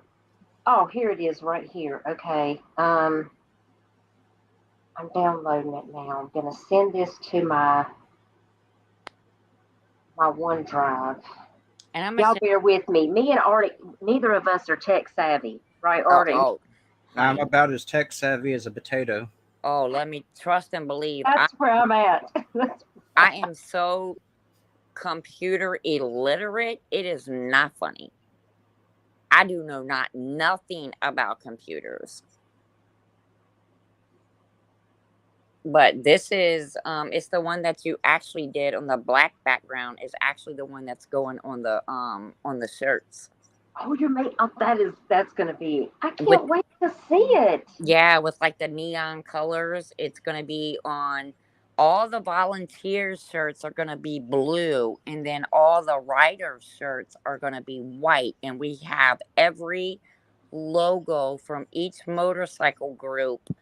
And then we have like there's a radio station here called 100.5 The Vibe, and they have been airing it on the radio since the 29th of the 29th of June, that this ride is taking place on the 30th of July. And they have bits and pieces of me talking from different interviews that I've done with the news. Okay, And there then it is. at the end of it, it says, "We love you, Cody. We love you, Cody." And it's like an echo, like it is. So July 30th, 2023 at 11 a.m. You're starting in Williamsburg, Virginia. And how long is the ride? How many miles is it? It's going to be 46-minute ride. 46-minute ride. And so you're going from Williamsburg to Right now, okay, now we have to go to 398 Union Street in Hampton, Virginia. Hey, single mama 4, good to see you. Aw, that's my girl. I know. I'm so glad that she's here. I had to. I texted and told her, I was like, "We're talking about you on my panel right now. Where you at?" Yes, Erin has. I'm telling you right now, she has been my backbone through this whole ride. I mean, she has spread it out so many places. Oh I yeah, mean, Erin is another amazing advocate. Absolutely. oh, I see her in a lot of chats, and I mean, she's always so kind. And I just, I really appreciate all that you both are doing, and we're blessed to have you guys a part of this community, because it takes a village to yes, cover these cases. And sometimes we have to pull a little more weight than we want to sometimes for certain things, especially for locals in a certain area. yes. And Arctic, he pulls more weight than all of us. I can't make 50, 11 videos a day like Arctic does. I mean, he's a powerhouse. Boy, Arctic is on there all the time. I get He's notifications like busy. bing, bing, bing. I need some of that whatever juice that Arctic's drinking. That he's got that much energy to do that. Can you send me some of that? I know. But yes, I'm gonna tell you, Aaron has been my backbone. It was so funny because when I first started it, boy, every time I would click on Facebook, I'm like, okay, well, I'm gonna post it here. Aaron had already posted about 10 times. I'm like, girl, every time I go to post it somewhere, you already posted it. I'm like, but it's okay. I'm gonna post it too. She kept it. Nancy would say, can you just change one more thing? She was like, I know you're going to be so mad at me. And I was like, Mm, I'm not mad. I was like, it happens. Like sometimes I make errors on flyers and Arctic has to call me and be like, Dutchie, this is not spelled right because, sometimes my eyes are tired and I think I'm looking at one thing and it's after you make okay. 11 posters in a day, like everything blurs together. So, I mean, I am only human, but I I make these know. for free. And that's why I told you when you reached out to me, I was like, I am more than happy to make you something. And I just hope that, that you like it. I And love it. I I love it. appreciate you asking me to do that. I'm very blessed that you asked me. And Oh, free. Like I don't expect anything in return. Just share my posters. I do. I I know do. you do, and I appreciate you, and I appreciate you, Aaron. Also, thank you so much. Now, the poster that you have up right now, or the flyer that you have up right now, that is the one that actually has the QR code um, from the National Center for Missing and Exploited Children on it. They They have asked it. for this one. Yes, they have it underneath both flags, the QR code. I can send it to you. That is amazing. I would love that so much, and I will be sure to circulate that out and put it on my YouTube channel, my Twitter, my Facebook, and ask people to share it out. Yes, because they actually took that one right there. He goes, well, where do you want the QR code? And I was like, can you put it underneath both flags? And he goes, absolutely. I So think that's what that's he, incredible. yes, I was very blessed. I am very blessed by each and every one of you for sharing this and helping me with this. I mean, as well as Khaleesi, Cutthroat. I mean, they're both very special people to me. I'm helping Aaron with Khaleesi as well, advocating. So we teamed up together. She's my best friend now. Well, you got to have people that are in your corner Yes. that believe in the same things that you do. You got to surround yourself with those people that Yes. have the same goals that you do. That's why Arctic and I cover a lot of cases together. Yes, because I have several people here that's trying to actually trying to ruin this event for me. So, and one of them that I actually thought was a friend of mine, and she's actually trying to ruin it. So, Well, don't let but that get you down. Just stay on your mission, and don't I let these people distract from what you're doing. And if you ever need anything, don't hesitate to reach out to Arctic or I. exactly. We're here to support anything that we can help with, and we'll continue to share out Cody's information, and we'll continue to talk about Cody on this channel. Okay, please And do. so, Yeah, because we just need to keep his name out there so people don't forget. And that I think that's why I go so hard because I don't want him forgotten. absolutely. Well, You know. thank you so much for taking the time to come up for a few minutes on panel and talk to us. I learned a lot today. Yeah. And maybe after you have this bike ride, you can come up on panel again and we can watch the videos from the ride and you can talk to us about the event. I would really Yeah. like. Yes, because I'm on the back of the motorcycle from the president of the road captain that's actually leading us. So, Oh, that will be amazing. So, yeah, yes. get in touch with me and we'll set up a live stream and then we'll just dedicate it to We Have Cody's Voice and Oh we'll my God. we'll Yeah. talk about all things Cody. Oh, thank you. I Yeah, appreciate both of you guys so much. Well, we absolutely. appreciate you coming on panel with us, and we learned a lot of information that hasn't been put out there. So Yeah, yeah. Yeah. So thank you for that. And so I feel like we're in for um, a lot of fun and excitement, and Hmm. for this first annual Ride for Justice for Cody Bigsby. So Yeah. So if the two of you could just send me your shirt sizes, that would be great. okay, yeah, I And will so that certainly do it. As soon as I I get off this live stream, I'll send you a message. okay, and you too, Arctic Fox, please, and where I can send it to because I know you guys aren't near me. So Yeah, we'll definitely do it. all Thank, right. thank you so much. You're such a blessing, and I really appreciate you and Single Mama for being here. You on panel and she in the chat. Please um, please keep doing what you're doing Uh, because you're so amazing, and we really appreciate you being in this community and being a voice for Cody. And we can't wait to talk to you in the future after you have your Ride for Justice for Cody Bixby. yes, thank you so much, both of you, for having me tonight.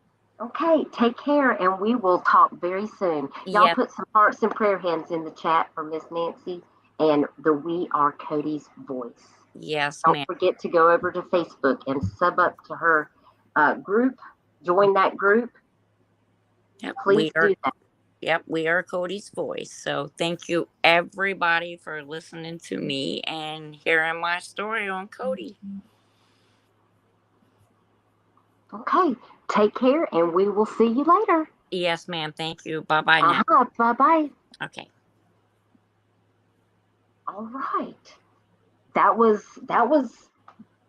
a lot. it was. Yeah. I'm so happy that she came up though, so that we could. I learned some things that I didn't know about the Cody Bigsby case. And I think it's going to be really interesting to see the footage from the ride. I hate I'm not going to be able to make it, but I think it's incredible that she has almost 200 people signed up for this event. So um, that is great. Thank you so much for being here, Nancy. I really appreciate that. Um, how long have we been live? Let me look at my phone.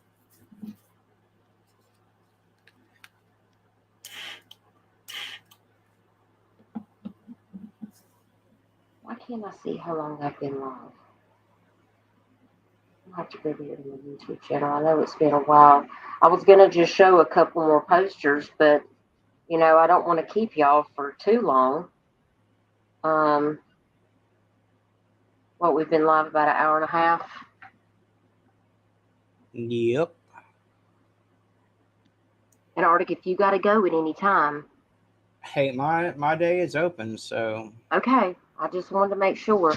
I'm going to stay on for probably about 30 more minutes, and then I've got to go make my dog's dinner, and I don't want to have to abandon y'all. Maybe I'll come back live a little later on, but I do want to try to get some of these other posters. We were going to talk about,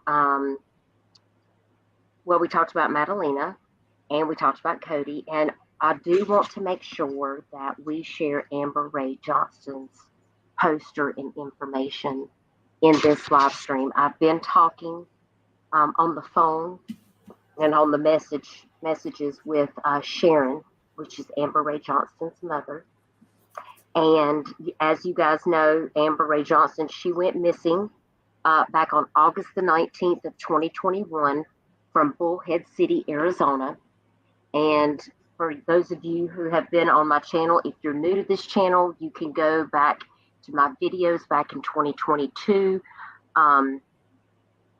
and actually see the videos that I've done on Rae Johnston. When she went missing, she actually was supposed to be taking a bus in which we thought was going to Myrtle Beach, South Carolina. And that's because her boyfriend that she was homeless with at the time in Bullhead City, Arizona, his family lives not far from where I live. And he left just about a week before Rae Johnston was to get on that bus and come this way.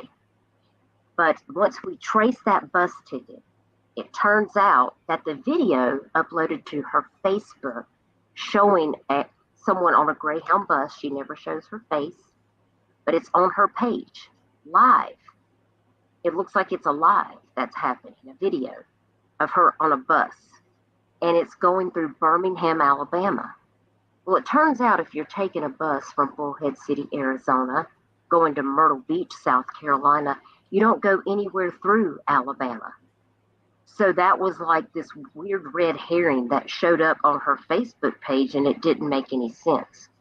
And so once I started working with the mom, we started trying to get other police agencies involved in this case. And what we did end up finding out was that Rae Johnston, in fact, did get on a Greyhound bus, but she was actually headed to Pennsylvania because she went on a bus that took her all the way to Winston-Salem, North Carolina. And it was at that point that she exited the Greyhound bus and she bought a ticket to go to Pennsylvania, which is where her mother and her kids live. But she never got back on that bus. And her boyfriend said she was supposed to come here to Myrtle Beach, South Carolina, but she never showed up. So as we went and walked through this case and tried to get her poster out there, I tried to do some investigation, trying to get Myrtle Beach onto the case. The mother discovers that Amber's Social Security disability checks that have been coming in since Amber went missing, her bank account is empty, yet there's no transactions on her bank card. The money has been transferred into Cash App and a PayPal that doesn't belong to Amber, belongs to the boyfriend. She's trying to get Social Security investigators to look into it. So far, nothing has happened. She has been working with NamUs, trying to get the DNA of her and Amber's daughter to be put on file in case they were to find remains. That has been trying to be activated since March of 2022. And we are in July of 2023. They have collected the DNA. It just began processing 4 months ago, and it has still not been uploaded to NamUs as of today. Now, Amber was 36 years old when she went missing. Her missing person's number is MP89959. She is a white female with blonde hair and blue eyes. She is 5 feet 6 inches tall and weighs approximately 150 pounds. Amber does have a history of drug use with the boyfriend. Again, they were homeless or possibly living out of a hotel where they rented like a week at a time. She did have some contact with her mother before she went missing. The mother thought that maybe she was on drugs. She kept saying the boyfriend was trying to get into her phone, that he was stealing her debit cards, all of these things. If something happens to me, he did it. He's coming to get you. She thought, she was just talking out of her head. And then she goes missing. And law enforcement isn't really doing anything. And we see that all too often in cases where there is drug use involved. It's like I've had law enforcement officers flat out tell me when I talk to them on the phone, hey, it's their lifestyle that put them in that situation. They'll come back whenever they're ready. Precisely. And, I've made numerous phone calls to the police department. They will not talk to me, even though the mother has insisted. I've sent multiple emails. They will not acknowledge me. I'm like, watch this live stream. You might learn something. I'm like, you're all the way in Arizona. I live here. It's imperative that you get the South Carolina police involved on this. They don't want nothing to do with it. And she did call the Social Security investigator, which is supposedly still on the case.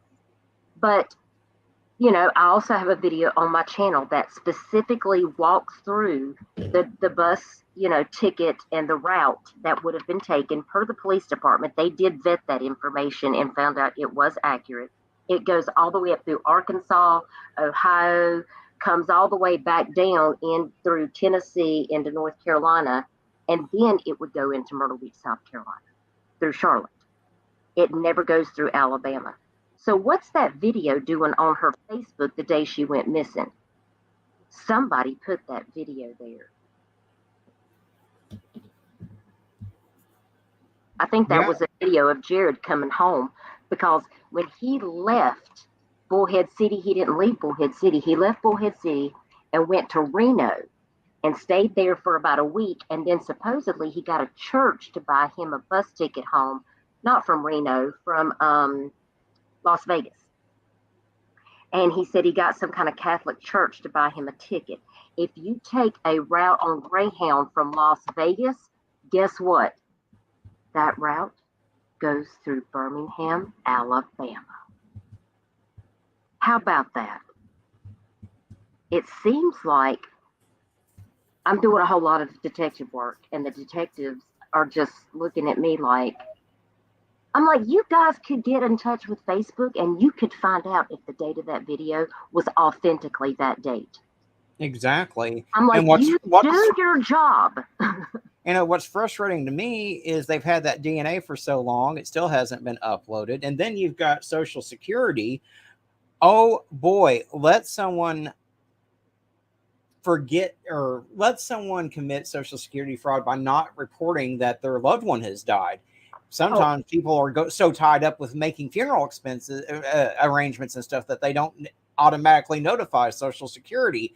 And I'll tell you what, that is a big no-no. They'll come after them quicker than shit. But you've got this douchebag that's out there cashing Amber's Social Security checks and transferring them into his Cash App, and they're not doing anything. Oh, and the PayPal. Now, a little bird told me this. The PayPal is in his mother's name. Even worse. Okay? Even worse. So if they know that information, right? If they know this information, I just want to understand in my mind how, because we know if you steal more than $1,000, that's the government's money. That is a felony. Mm-hmm. Like, and that's 5 years in prison. Yes, So ma'am. we're talking about more than $6,500, y'all. You mean to tell me? Oh, and so here's the reason that Sharon was given that, and of course she called, she was so mad. The reason she was given is that, well, what if Amber gave him permission to do that? And Sharon said she like to lost her mind. Because she said, what do you mean? She said, my daughter is missing. How? You can't assume that because she's not here. You can't ask her if she gave permission. So how are you going to come to me and expect me to accept that? If she's not here to answer, that should be your first clue that she probably didn't give permission. Exactly. I can't imagine someone trying to tell a mother that's missing her daughter. This is Detective Sharp. Like, I mean, he is, yes. I'm telling you, she has gotten into him with him a few times. Detective Sharp, if you're watching this, sir, I can't even believe you said that. Because I know the Social Security laws. Come on. I mean, she's even spoke to the Social Security investigator. He's trying to coordinate it between Arizona because, see, that fraud would have happened here in South Carolina because he lives here in South Carolina and the Cash App is in his name. And now he's trying to say, well, what if he gave permission? But how are you going to verify that if she's dead? Exactly. Or if she can't be found? I mean, Sharon is pretty resolute in the fact that she doesn't think that Amber's alive. And it makes me feel sad because she has children. I have one of her children that is in school. She will email me sporadically and just out of the blue, like just 2 or 3 times a year, she'll just email me to say, hey, I just wanted to know, have you heard from my mom? Do you know anything about my mom? And it breaks my heart every time I hear from that child because I don't have anything to tell her. Wow. I mean, I just feel like they want us to quit talking about this case because, well, she's a drug addict and nobody cares if she went missing. Somebody does care. her family, her kids, her mother. It upsets me. And Sharon's been through a lot, and she's still raising Amber's kids. Those kids deserve to have that money Exactly, that because was in her bank account. they can draw off of her while they're still in school. Yeah, one is very young, so I mean, just a teen, a young Yeah, teen. I mean, So, and for him to take that money, and she had to have them to cut it off because, you know, she didn't want them to withdraw any more money, but they're not going to do anything about it. That really just rubs me the wrong way, Artie. And I had to bring that up because, I mean, that's pretty much what's still, I think, on Sharon's mind. And she said, you know, if there's an update or once we get that DNA, I think she's going to come on and talk to us on a live stream about it. But I just really feel for her because I know she wants us to keep Amber's name out there. There just hasn't been a whole lot going on. You know, I've tried to see if I can, you know, see if Jarrett's at his mother's or, you know, get the pulse on the street to see if, you know, follow his social media, just trying to see if I can pick up any clues or find out any information. I don't know if you remember, but when we went to Bucksport, which is just kind of south of here, out on the intercoastal on the Waccamaw River, that is where Amber and Jarrett were apparently homeless at one time with this young African American guy that we met when Libby and I went out there to hang up flyers. We ran into him, and he's homeless, and he was homeless and remembers them walking up and down the road, and he swears to me that it was the summer before she went missing, that she was here in South Carolina. And I said, I don't think that's true. I said, she was in Arizona. He said, no, I'm telling you, they were here. He said, because then I went to jail. And I said, he goes, so I remember because that all happened before I went into jail. And I thought that was really interesting because he knew exactly who that was when I showed the picture. He called her by name. He said, I'm telling you, he said, I feel like he probably did something because he wanted her money. He said they was always fighting about money. I mean, and that's certainly what it sounds like. If all the Social Security is going straight into Cash Apps and PayPals that aren't belonging to Amber, I mean, it certainly sounds like it was over money. Well, and they're homeless, and remember, drugs. True. So I still have a lot of questions, and I really just want Detective Sharp and some of these people to do their jobs. Hang on, my neighbor is calling me. And again, this is one of those cases, guys, where we need to just continue to keep sharing Amber's poster out on our social media, on our Facebook, our Twitter, our Instagram. I need to get back in the habit of sharing her poster every week on my community tab, because that's what's going to trigger someone if they have seen her to make that call to Detective Sharp to hopefully break the case open. Yes, Single Mama 4, Detective Sharp, Bullhead Police Department. And you can also go onto the Bullhead City Police Department's Facebook page and comment there, obviously, because they're not supposed to be able to delete those comments as long as you're being respectful. Yes. So, you know, I just feel like this, I just try to reason in my mind, why are they not prosecuting this theft of her money? Is that the best they can come up with? Is really? That's the best that they got. Is, well, she might have told him that he could take all her money. That does not even make sense, sir. I'm not going to let just some man take all the money out of my bank account and then I'm conveniently missing. I mean, this is not rocket science. and I feel like I'm doing a much better job in some of these law enforcement officers. Why? Okay, let me breathe. Why are we having so many problems with law enforcement in these missing cases? Well, Oh, because they don't take the ones that have issues with drugs, and the hell, they don't even take half the runaway cases seriously. And I understand, when you've got a person that goes missing every 30 seconds in this country, they probably are overworked and everything. But, they're the first ones to ask for pay increases every time you turn around. So I'm here to tell them, hey, you want your pay increase, you do your damn job. You take every case with the same sense of urgency. It doesn't matter if someone's on drugs or what their particular situation is. It's still someone's loved one. So get off your ass and go look for them. yeah, it's your job. I mean, Vanna even said that about her sister Jaden's case, that she had to tell the detective, hey, I need you to go do this. And he was like, well, you have no idea how many cases we have. And she was like, but my job is to worry about my sister. And your job is to help find her, because that's what, we pay you for. Like, that's what public service is about. So, single mom, I hope you're okay, whatever's going on. I will keep you in my prayers. I have a prayer list. I will add you to my prayer list,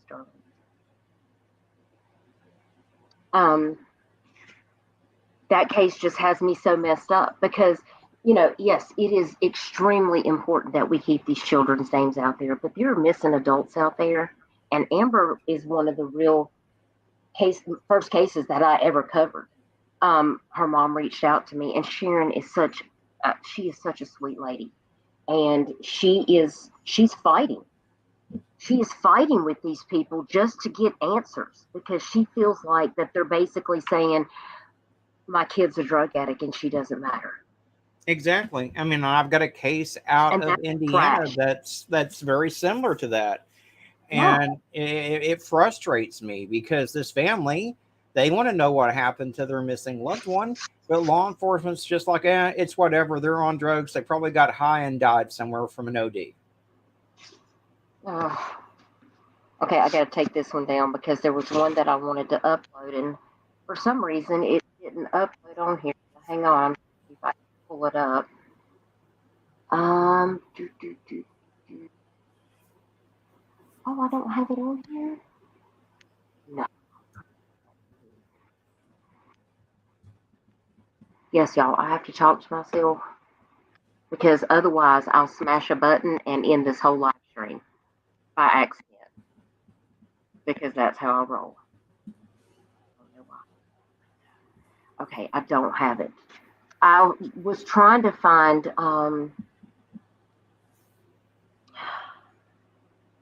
Brandon Abbott's flyer. I need to upload it Hold on a second. I to think my I've got it. But if you've got it, that's great. Let me get into I my tried to get as many as I could up there, but I'm just seeing there is one guy that I do want to tell you guys about real quick, because I just got this notification this morning when I got up. This man is missing just south of Myrtle Beach, South Carolina, where I live, in Pawleys Island, South Carolina. This is Gregory Lee Kump, and he's been missing since Friday, July the 14th, 2023. He is a 59-year-old white male. He is 5 feet 11 inches tall and weighs 210 pounds. He has brown hair and blue eyes. Around 5 p.m. on Friday the 14th, the 59-year-old Gregory Lee Kump left his home on Heron Way in Pawleys Island. And by the way, that is like a large subdivision area. And to go to the gym, but he never came home. He was driving a black 2005 Toyota Camry and wearing a black sports shirt, black shorts, and white sneakers.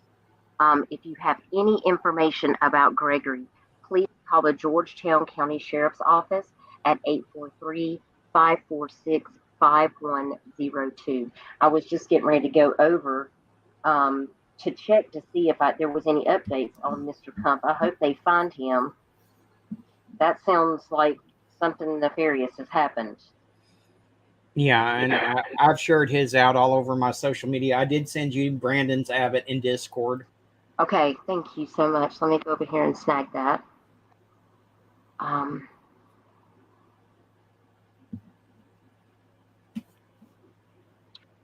Thank you for that. Let's see.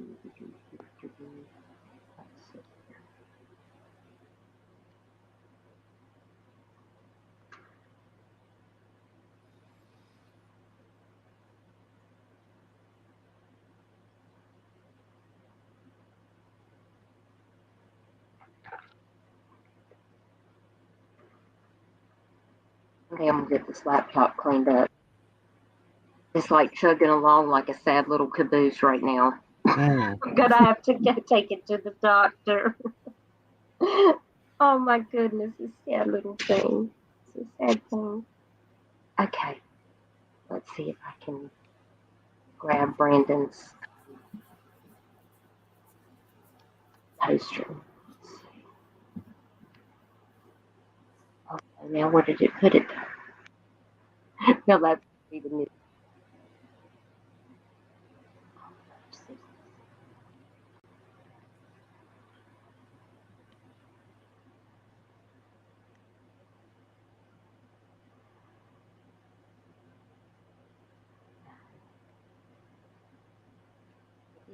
What it did.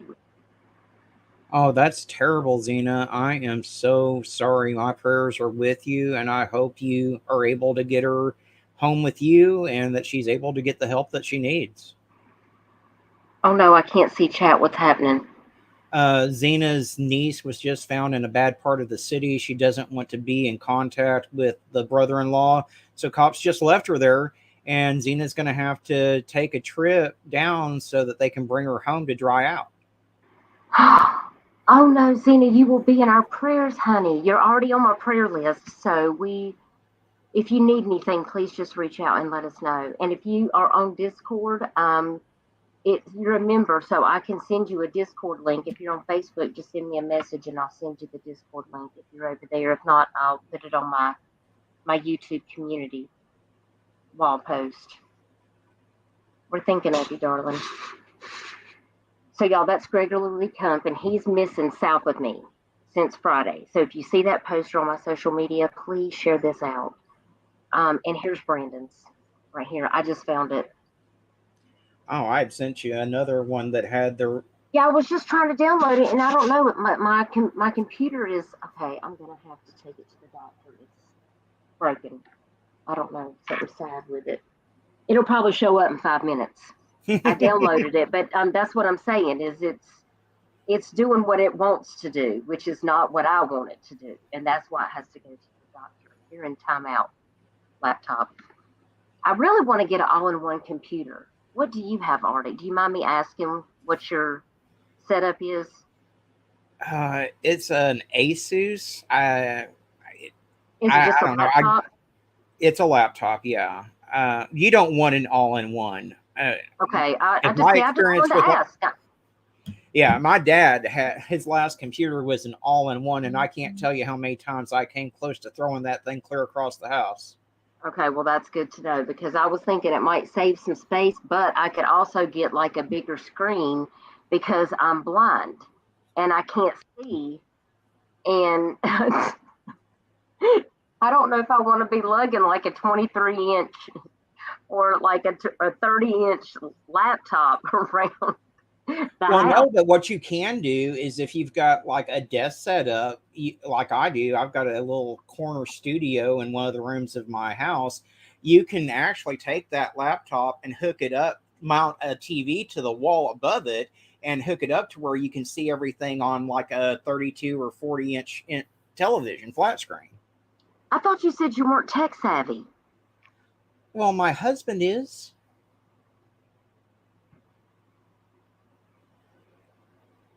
I need to know all of these details because I'm in my art room finally because the air conditioner was on the fritz and he finally fixed it.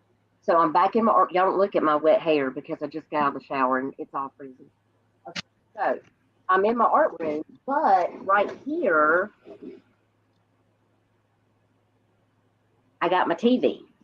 So I need to face my desk to the TV, and you're saying I can hook my laptop up to that? Yeah, and if that TV supports Wi-Fi or if it supports Bluetooth, you may not even have to use the HDMI cable. You may be able to mirror your screen directly to the TV. I think I have screen mirroring on here, but it might not work because it's on the fritz. Okay. See, you are tech savvy. That's because your husband's tech savvy. Oh my gosh. Oh, listen. Look, listen, Michelle.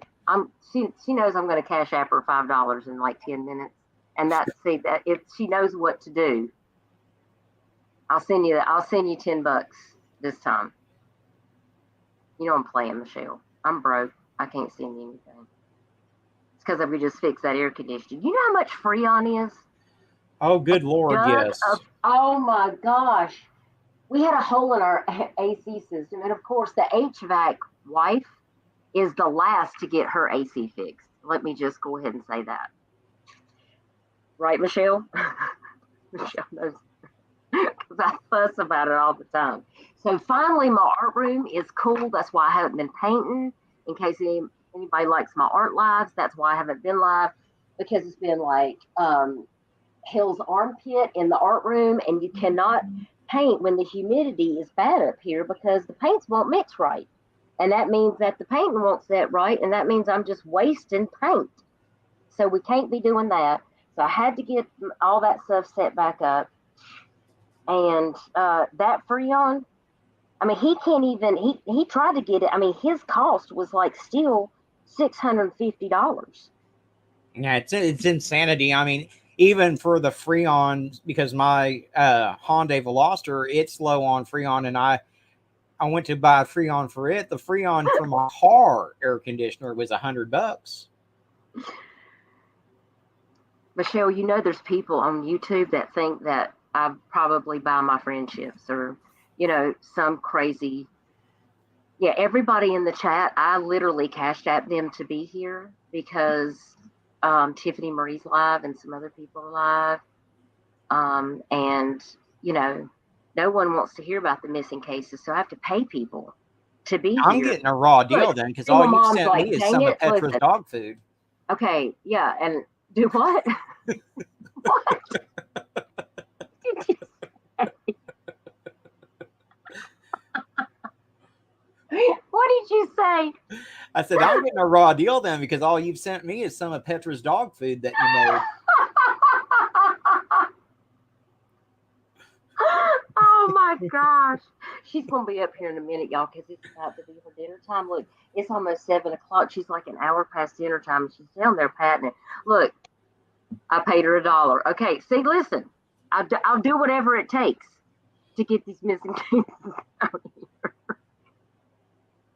I love y'all in the chat. I appreciate y'all being here and letting us talk about these cases. And listen, I mean, if people want to troll me because I'm laughing while I'm talking about a missing kids case, I mean, if I don't, I have to laugh to keep from crying. Yeah, yeah. I mean, it's a fact. These are tough cases. I want to share this one real quick. This is another case.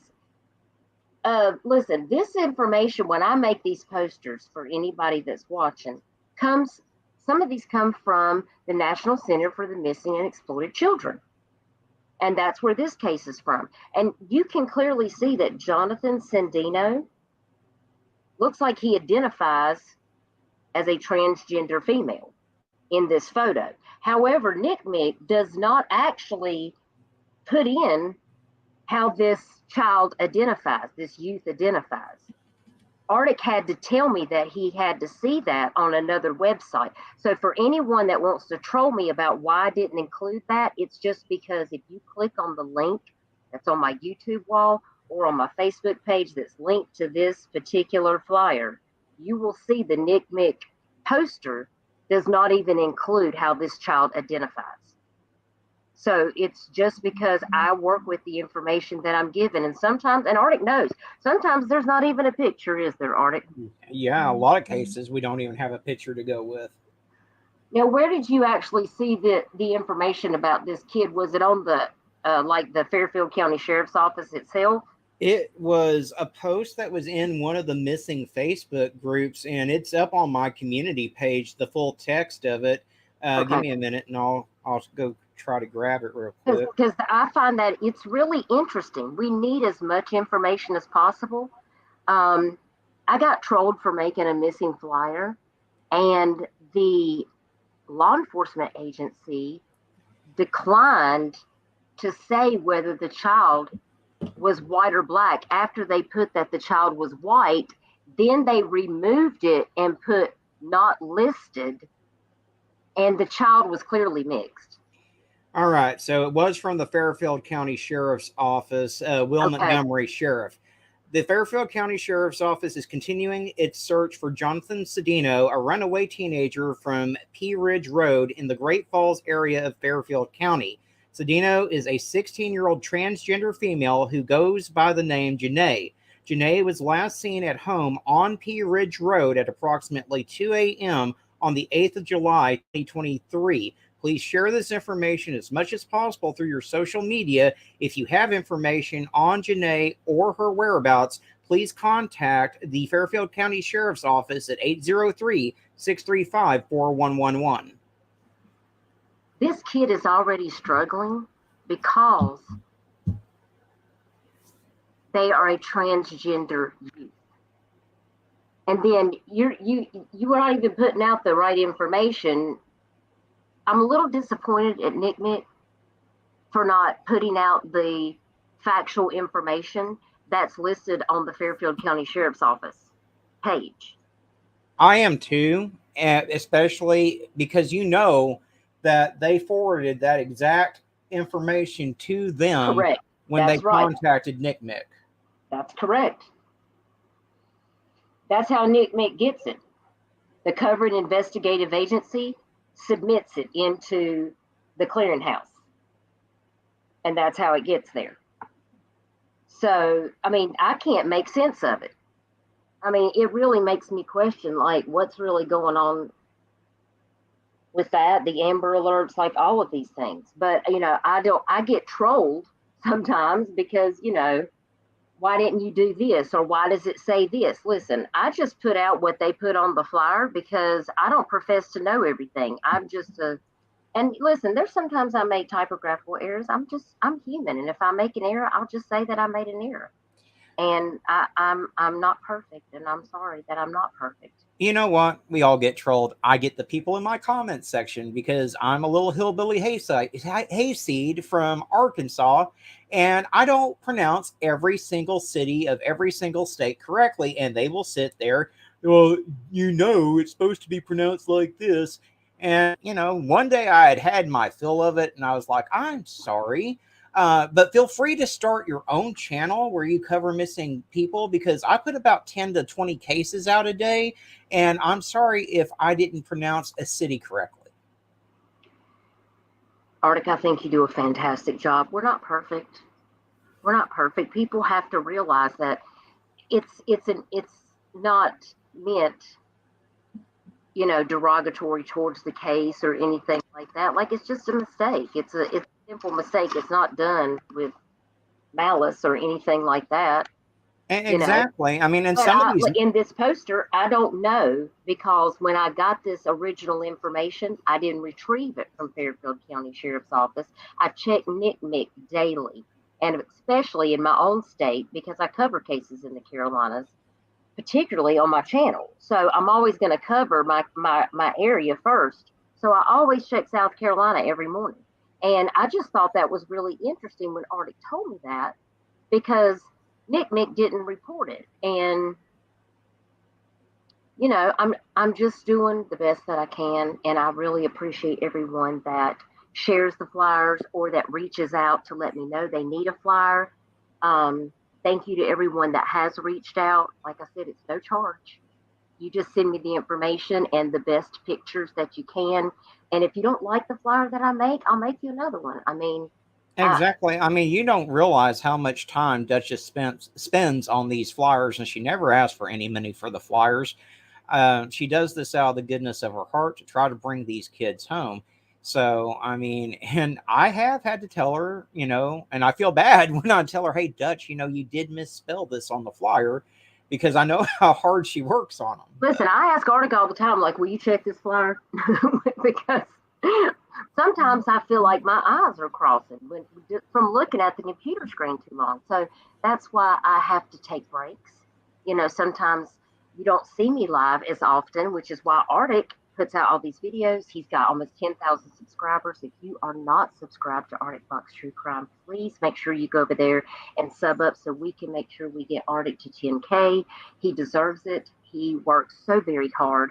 I, on the other hand, ham. I'm thinking about food. I'm so hungry. I just, I don't really cover a lot of cases anymore. I make a lot of flyers, but I have to take care of my mom and dad. They both have declining health. My family's been in town this week, so I've been spending time with my sister's children, and that always comes first. Taking care of my house, taking care of my family. Yes, ma'am. But if people reach out to me and say, "Hey, I need to know if you can cover this case for my family member," I'm obviously going to do it. So just because I'm not live doesn't mean I'm not around. I'm working in the background on several cases, just researching, helping family members. Not everything is for YouTube. Exactly. So I'm not always going to go live on every little detail. I know a lot of information on the Tyler Doyle case. I'm not live about it. I let the family tell what they want to tell. Exactly. And you'll notice that Dutchie and I work together. I come on her panel quite often. She's been on my panel before. A lot of the videos I put out feature her flyers. And that's what we really need to have a big discussion about, is this community coming together and starting to work together instead of tearing each other down. Because if we all put as much effort into working together to bring these kids home as people put out with their hate and their vitriol for other creators, you'd be amazed at how many kids we could bring home. I agree. Tearing somebody down takes a lot of energy. And what you put out into the world, it will find you and it will come back. And I know, because I've lived for almost 50 years. And I mean, I know what it's like to be a person that's not in a good place mentally. And I'm not that person anymore. I hadn't been that person since I was in my 20s, because I've grown up since then. I've lived a lot of life. And I'm just not going to be that person. I'm not going to stoop to that level. I'll just walk away. No, I agree. Now, I will say that I have called creators out. I called Zavgirl out for releasing Gannon's autopsy photos. But that's devastating to this entire true crime community, what she did. It is. And I did speak on that briefly, at the end of one of my lives earlier this week. Briefly. I'm not going to do a whole entire video because I'm not going to give her the oxygen, because she certainly doesn't deserve it. But I did, want people to know where I stood on that, and that I think that it's really sad that it looks like she took about 15 clips to make that apology.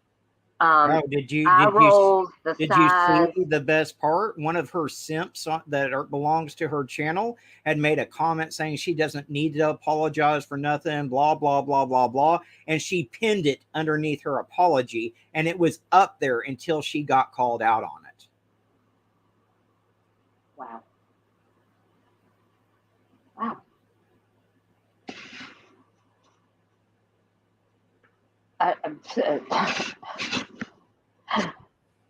Yes, Michaela, absolutely, you can share this live. I'm very disappointed. Of course, I never subbed to her. I didn't listen to her. She's not my cup of tea to listen to. So I knew of her. I don't know how in the world she got 95,000 subs. It's just really disappointing, because that's what gives YouTubers who try to bring out factual information and try to be respectful. Yeah, it gives us all a bad reputation. Exactly. And it makes it harder for us to gain families' trust, families that need their children's faces put out there. So, It was just very disgusting in the way that she handled it. You know, she was in the Glares chat. She could have uh, easily taken that link and came up, spoke to the Glare, and he probably would have given her a little bit of grace. He probably wouldn't allow people to attack her. Well, I mean, I don't know. I guess it depends on if he was feeling froggy that day. But I mean, that could have been her chance to just right then, like if she was really sorry, she could have let everyone know then. But instead, she went on vacation. well, yeah, well, she was on vacation when she was over on Will's panel. That was her excuse for not coming up, is that she had a bad connection and she couldn't come up. But conveniently, less than 2 hours later, she was over on Laura's panel and she was still on vacation. So there's that too. Mm. I also thought it was a nice touch, her merch being linked to the bottom of her apology video.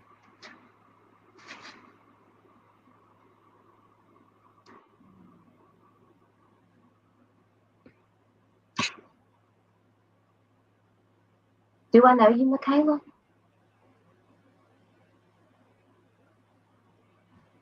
Do you know how many people I talk to? A lot. Michaela, tell me who you are, babe. I mean, not that it matters, but if I do know you, I want to know that I know you. I might have talked to her on Messenger. I have a lot of people. I talk to so many people. Sometimes I can't even remember my own name, and I that's know the feeling. that's sad. Um, but please do share this live out. Oh my God, you're in Tyler Dole. Okay, okay. Lord, help me, help me. Look, she's crying in the chat.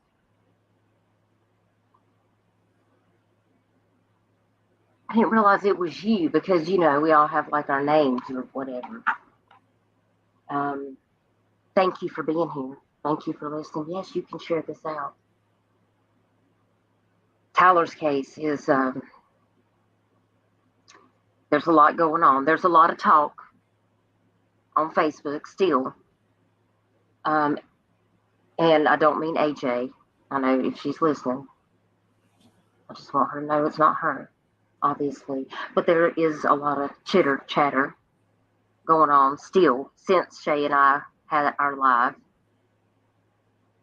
And the locals are talking, Arctic. And Oh, I know.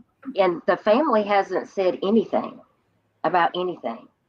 I know. The No, public. I was waiting for Shay to say something during the last live, but like you said, when the family is ready to put everything out, they'll put it out when they're comfortable putting it out. So I assure you they will speak on it. I assure you they will. So just go, when you go out of the live chat, when you hit the X button, and you can still see my live stream, there'll be a share button.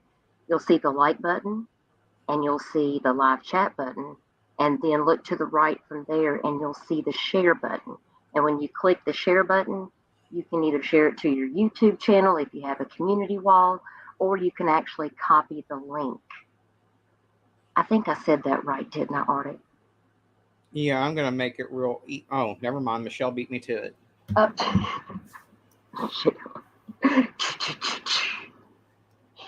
I have great mods.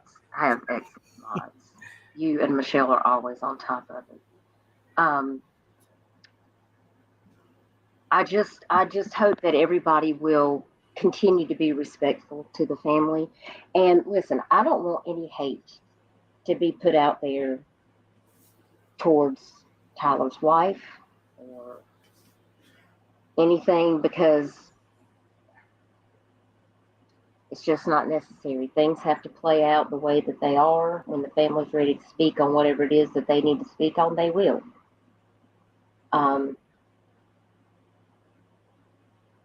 But Shay did do her interview with the Post and Courier. And I did find out that, and I'm sure she won't mind me talking about this. Shay, if you watch this video, and I don't think you'll mind at all because we've talked about this, but you know, they have a project basically that they are reporting about the South Carolina Department of Natural Resources. And because there is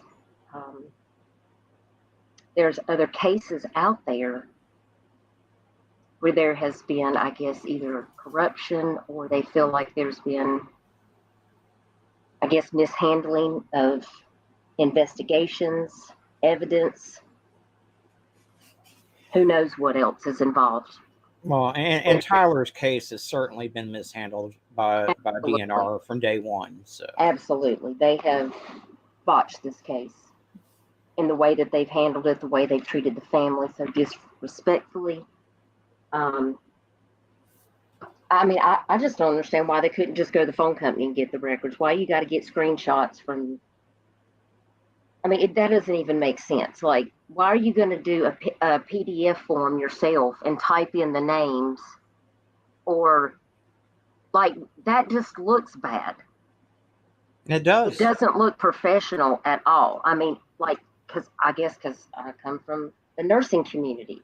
Like, we would never be able to chart that way. That's not how it works. And it should be that way in law enforcement. Like, you can't just invent a document.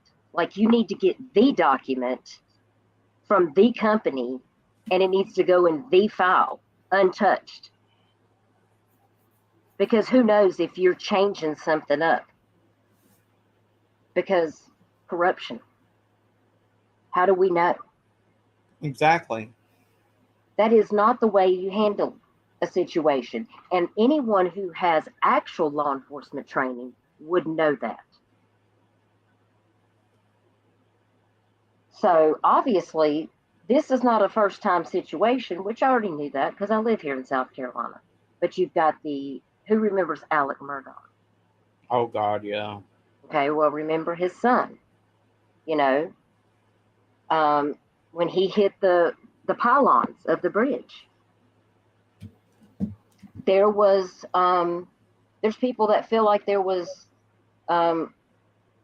tampering in that investigation because the South Carolina DNR and the law enforcement did not carry out protocol. They actually called Alex Murdaugh to come down there. They weren't even going to let that girl's parents on the scene to look for their daughter because Alex Murdaugh wouldn't allow it. No. You can't do that. You can't tamper with how law enforcement is carrying out their investigation. Well, the Murdaughs got away with it for years. Shows what money and power will do for a person, apparently. And that's not the only place in South Carolina where this happens. I'm telling you right now. And obviously, I mean, I think there's a few other lawsuits. Kershaw County. I'm sure I could look it up. It would probably give me a whole list. But they're making it their mission, this particular project, to expose the South Carolina DNR. And that they heard about Shay's story through, I guess, my live streams getting shared, that information getting put out, people emailing them, that the family was speaking out, how there was an injustice done. And so they called her for an interview and she gave it. And so I guess they're going to write an article because that is their mission. And she said that the lady and the gentleman they were so nice, so respectful. In fact, the man that was there for the interview cried multiple times while she told the story of what she had been through.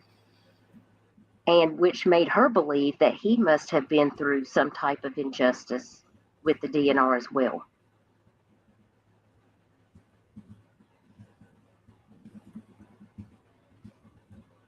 So I just think that's very interesting. I can't wait for that article to come out. Yeah, I'm looking forward to seeing that myself. Yeah. So, what about that picture that I saw of Alex Murdaugh? While I was saying Alex Murdaugh, that's all I can think of right now is, yeah. Please say you've got that picture, Artie. I think I have it somewhere. Give me a I'm second. going to have to find it. I saw that today, and I was like, what is happening?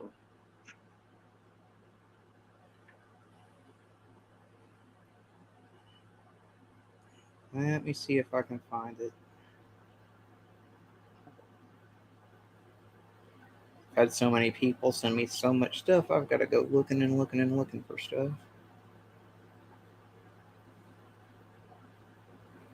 And was that on Facebook? Well, I had someone send it to me in one of my messenger threads, so I am looking.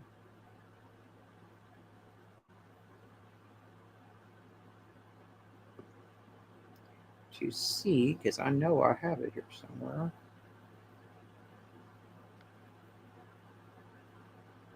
Oh, it's probably from Reddit. I bet you that's Probably. where it came from. I'm sure that's probably where it started. Oh my gosh, I'm trying to find it right now. Yeah, me too. Taking me down this rabbit hole of things that is not what I'm looking for. Can I find it? Oh my gosh, you know what? Let me.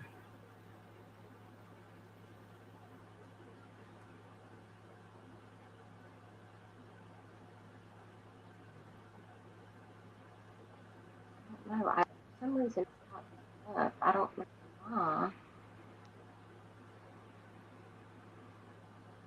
It wouldn't be. Found it. Hold on. You can share your screen. I can't. I'm going to send it to you in Discord. Okay. Or I'll send it to you in Facebook Messenger. Maybe it'll be easier for you to Yeah, download. do that. Do send it to me in Facebook and let me go over. I'm gonna get on my Facebook. I'm here.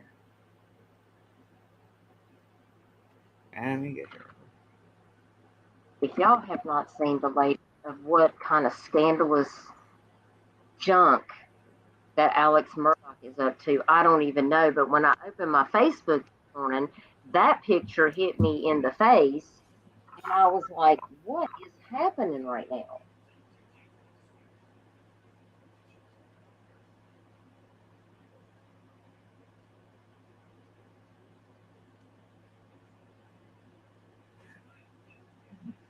Okay, hold on. Let's see.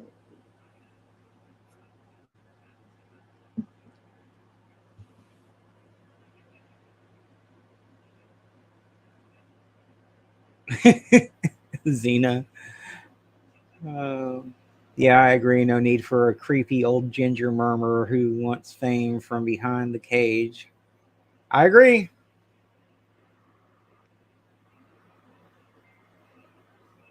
Look, logging into Facebook is like taking me 84 years right here. Oh my gosh. For real. Okay, let me go. I got it. Yeah, what is up with this picture? Why is he? How is he getting pictures of himself? Did he get himself an iPad? I don't know. Now, what in the hello is happening? Look at this craziness right here. What is this? What Oh. is this? Is this OnlyFans? I mean, what is happening? You need to go in there into Canva and fix it and put got milk. My God, he makes me so sick.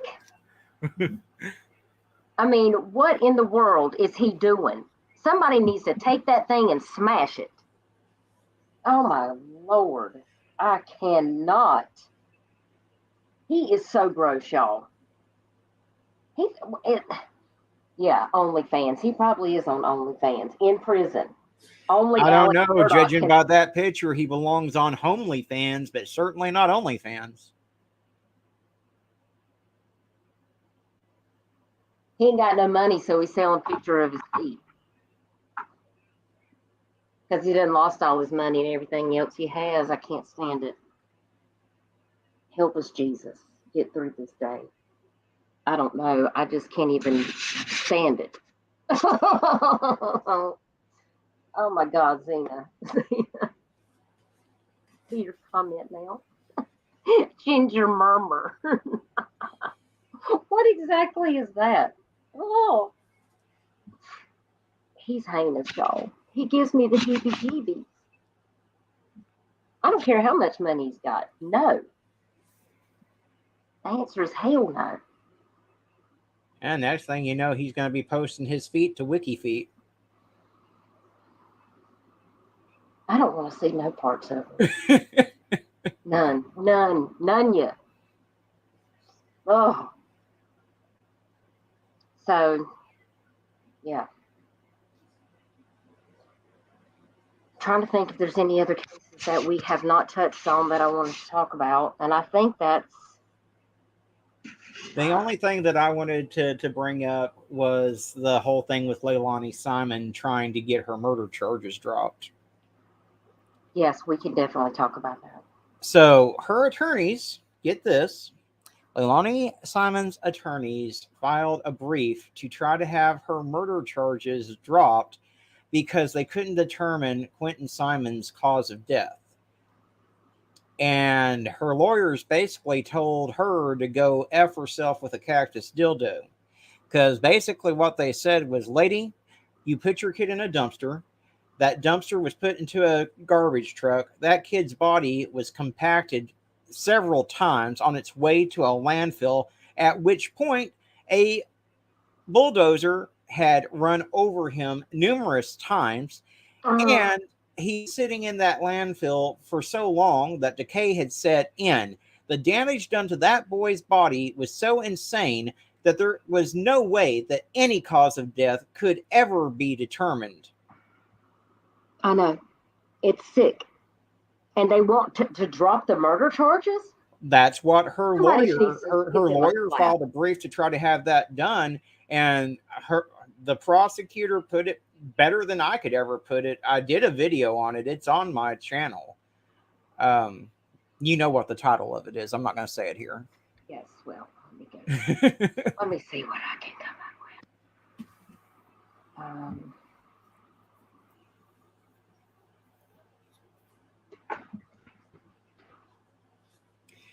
And if she does play the video, I'm going to go ahead and put a language warning out there because I'm not exactly the most filtered in the world when I do my videos. So Artie was not born with a filter, nor was I. So we apologize in advance. Jesus still loves us. Okay. That's our warning statement. Okay, I'm getting it pulled up. Okay.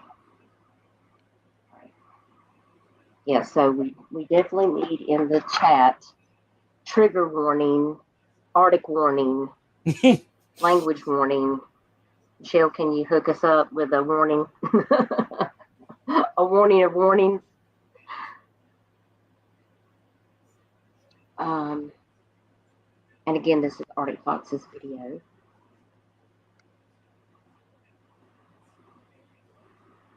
Yeah, see, I haven't seen this one yet.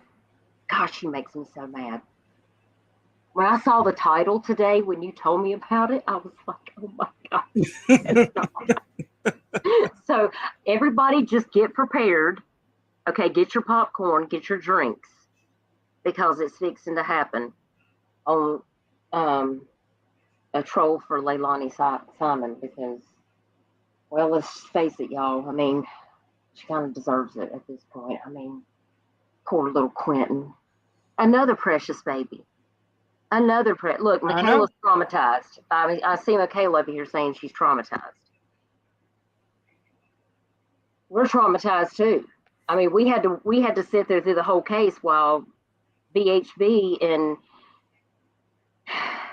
Dolly Vision and all them Yeah, Well, the whole boob troop was out there causing chaos to the point that a poor person out there trying to live out their last days on hospice care was forced to move from the neighborhood.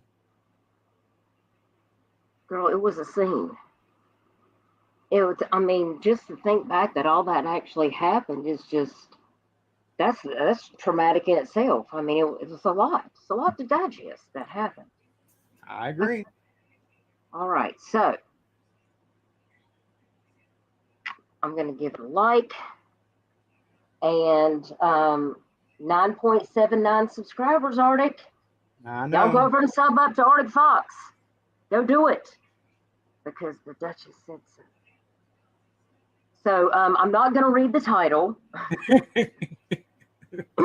but clearly I'm sure y'all can probably read that. Leilani Simon.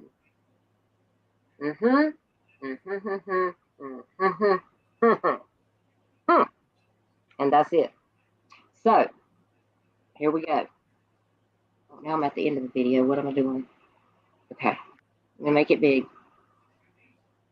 What is going on, guys? This is Arctic Fox. Welcome back to the channel. Just when I think I cannot possibly see any more fuckery going on, here we go. So apparently, Leilani Simon had filed a request to have her murder charges dropped for the most ludicrous of reasons. So for those unfamiliar, which I think everyone's pretty familiar with this case, it's a pretty viral case. Leilani Simon is accused of killing her 20-month-old son, Quentin Simon, who had been reported missing on the 5th of October 2022, and his remains were sadly discovered 6 weeks later in a landfill.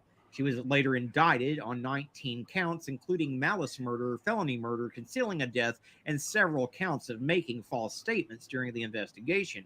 Attorneys for Leilani Simon are now seeking to have her murder charges dropped because the indictment against her fails to say how exactly she killed her toddler son. Now, this is very ludicrous, and I think the Assistant District Attorney Tim Dean said it very well when he filed his response, saying, "One marvels at the brazenness of Leilani's request." The filing goes on to detail how Quentin's body was picked up from a neighborhood dumpster, compacted by the trash truck, and then repeatedly bulldozed at the landfill. Quentin's body went through a lot. And as a direct result of the defendant's deliberate choice not only to conceal Quentin's death, but also to do so specifically by subjecting him to the violence of the waste management system, law enforcement did not discover his remains, not his intact body, but his remains for more than a month after his disappearance.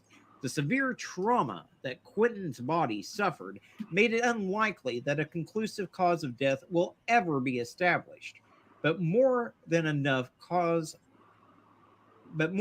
case law exists to show the evidence is sufficient for the state's charges. Her actions in disposing of his body and concealing its whereabouts indicate that her specific intent and hope was that Quentin would never be found at all. And I want to applaud this prosecutor because he summed up my feelings perfectly whenever he filed the response to their request that the charges be dropped. That's the most ludicrous reasoning. Oh, well, you didn't determine the cause of death. Well, maybe that's because this bitch put this little boy in a dumpster whose body was then dumped into a trash truck. The trash truck then compacted his body, God knows how many times, before his body was ultimately sent to a landfill, buried, and bulldozed God knows how many times. So may this bitch rot eternally in hell. I hope hell freezes over before she ever sees any type of light of day again.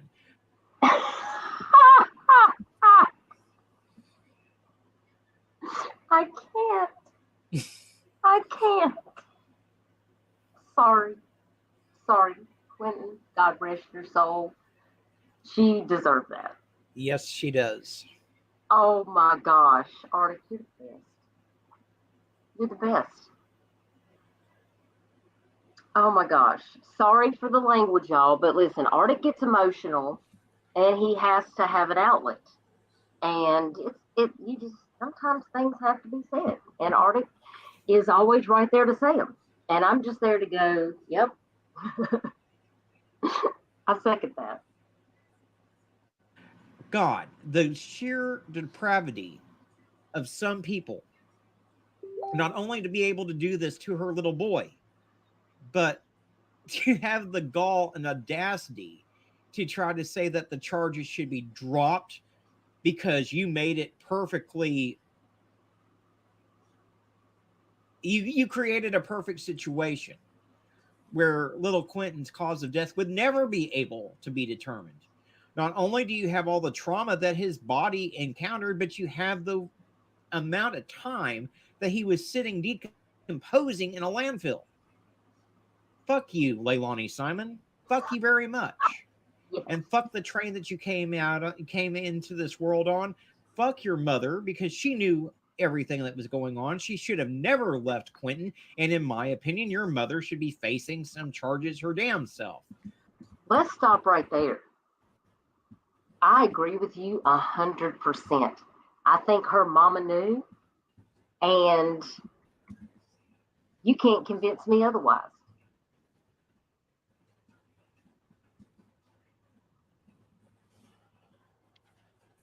But most of all, fuck you for what you did to that sweet little boy. As always, guys, I want to thank you for tuning in and watching. Subscribe if you're not subscribed. I appreciate each and every single one of you, and I'll see you soon in the next one. You are so awesome. Oh my gosh. You are just so awesome. I appreciate it. And just subscribe if you're not subscribed after you just unleash on her. It's perfect. Michelle, I don't know why parents are unaliving their children, but we are seeing an uptick in that trend. And it's very concerning, for sure. Yeah. I mean, just yesterday or the day before, I covered a case of a woman that left her toddler at the house alone for 10 days so she could go to Puerto Rico on an island vacation. Yes. Oh my gosh, I forgot. We did talk about that, and I did not get to really read into that case. Is there like did you do a video on that? Yes, ma'am. Oh my gosh, I haven't seen that one either. I think, but I did ask you about it. Yeah, I mean, Now, what's the name? What's the name of the thing? Let's. You have so many videos. I think that one was out of Ohio too, if I'm not mistaken. Let's see. Where's it at?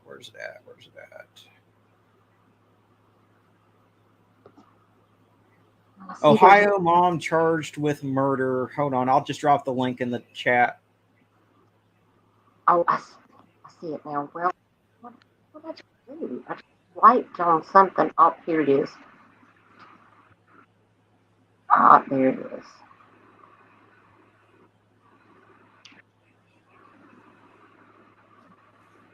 I know, Zena.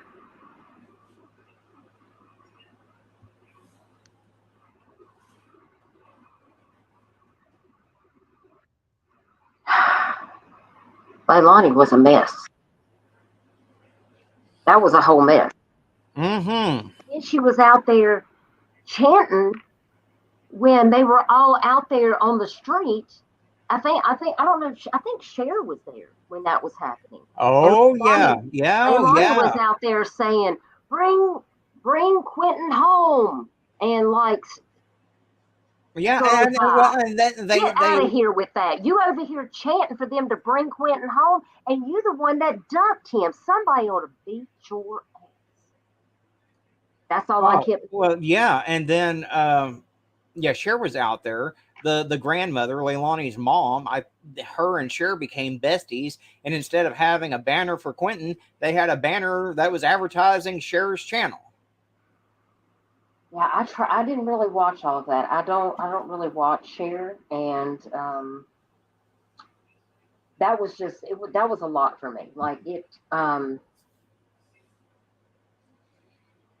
I think the grandmother is probably. I hope the grandmother beats herself up for the rest of her life for even having to just be in the middle of this whole situation. And Leilani's got to pay for what she did. That's the end of the story. Yeah. I mean, messed up.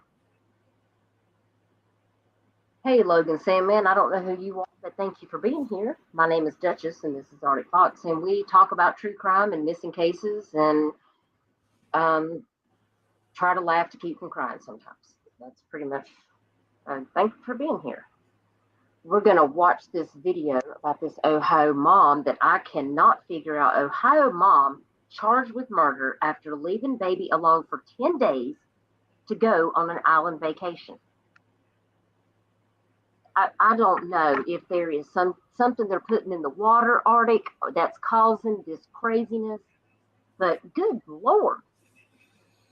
I know. I mean, that's two out of Ohio. You got Chad Durman and then this lady. So, Are they near one of these train wrecks? I mean, is there heavy metals in the water? Like, what is going on? Okay, if you figure it out, let me know. I will.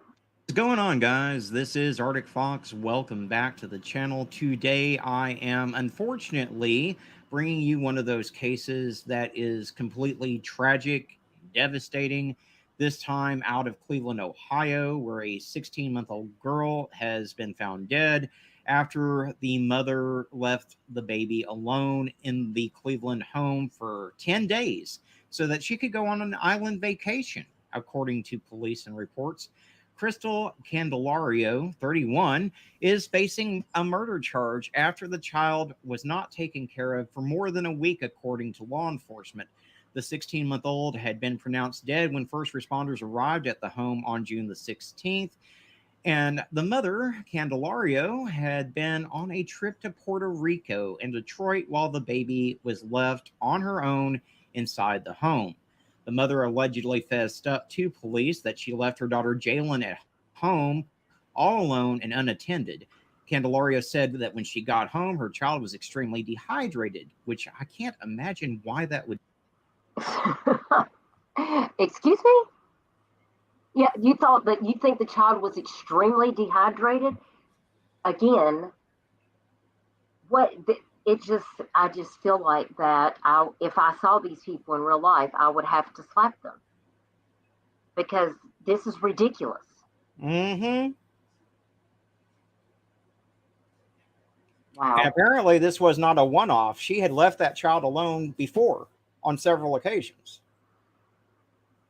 Where were the neighbors? That's what I want to know. Because they had to have seen that she wasn't coming out of the house. That baby had to have been screaming at the top of its lungs for someone to help it. But That's where were the neighbors? insane. You know, I can't even. I mean, this is wild. This is wild. would be the baby's pen consisted of soiled blankets and a bottom liner that was saturated with urine and feces. A neighbor said that this wasn't the first time that Candelario had left this child alone in the home. The neighbors kept telling this woman not to leave the child unattended by herself. Not just one neighbor, but a couple of them.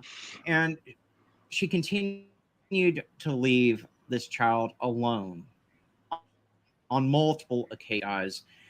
The baby was left in the house for more than a week, and there's no excuse because she had neighbors that she could have reached out to that would have gladly watched this child for her. And she lives in the house with both of her daughters as well as her parents. But recently, Candelario's parents had taken the oldest daughter on vacation with them, according to the neighbors. But there were, again, so many people. She could have knocked on any one of their doors and asked them to take this baby. The child's body was taken to the medical examiner's office for further examination, and there's been a lot more come out since the initial incident. We do know that she is facing multiple charges, including aggravated murder, felonious assault and endangering children. And she currently has a $1 million bond, which, in my opinion, she shouldn't have a bond at all because she had options. She should not have left that child unattended while she goes.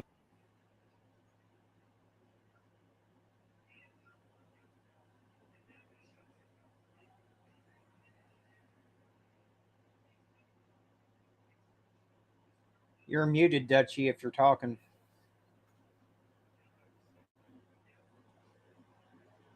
I forgot I muted myself because my Doberman was barking and I didn't want it to interrupt the video. She got a bond? Yeah, $1 million bond.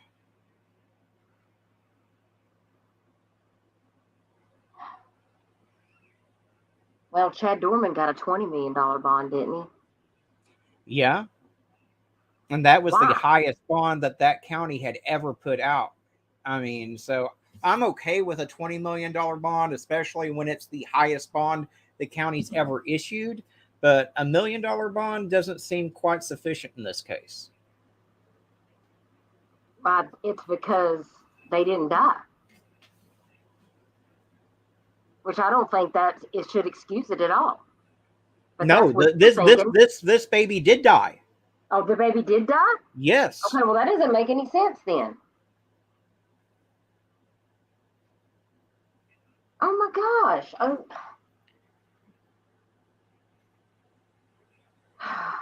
This is why I have to take breaks. Mental breaks. Because every morning that I get up and I see these stories, I just think, I just can't wrap my mind around it. That's why we have to stay vigilant, and we have to keep talking about these cases. If you see something, say something. Exactly. Like, where was all the people that was going to see something and say something? No, they was busy just like, oh, that's not my business. But when it's a child, you got to make it your business because they can't fend for themselves. If their parental unit is not around and doing like they're supposed to, and you've got to step in, you've got to do the right thing. You got to stand up. Like I've said 1,000 times, we all need to consider ourselves mandated reporters because when it comes to kids, they can't protect themselves. It's up to us to protect them. Absolutely. I agree with that. Who was it that sent me something that they became a mandated reporter in their state? Probably Single Mama 4. Yeah, someone sent me a thing that they became a mandated reporter in their state. And I was like, that is so awesome. I was like, do I have to do that in South Carolina? I'm going to have to check into, like, is that something that I can do? Because I really don't know how that works here. I'll have to look that up. We'll have to talk about that on another live stream. All right, let's hear the rest of this. Goes on a 10-day vacation, living her best life out there. And she's pled not guilty to the charges. She has been indicted, but it's crazy. The judge ordered the $1 million bond that, again, I don't think she should have had any bond at all in this case, because to me, it's inconceivable that a mother would leave her 16-month-old baby alone without any supervision for 10 days to go on a damn vacation. Parents are supposed to protect and care for their children. And to imagine this child suffering during her last days of life all alone is horrifying. It's devastating. And I hope that the prosecutors do everything they can to get justice for this baby. She left her kid inside their home on June the 16th. Now, this woman did not return back to the house until the 16th of June. Yeah, I made a mistake. It was June the 6th she left, and she came back on the 16th. Do what now? I said, I made a mistake. I said she'd left on the 16th. She left on the 6th of June, and she came back on the 16th. So it was 10 days that this baby was alone in a playpen.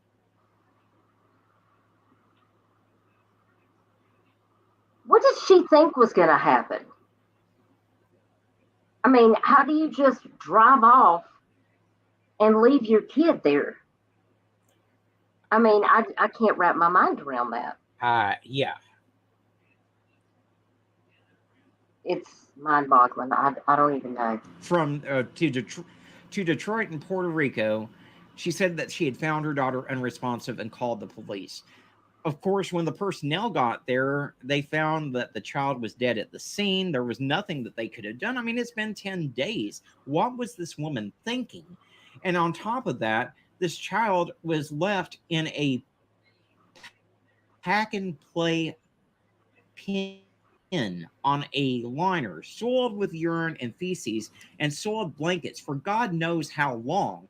And this is one of those cases that I definitely want to continue to follow because I want to make sure that this little baby gets justice. I'm tired of having to bring cases like this where these mothers are doing just horrendous things to their kids.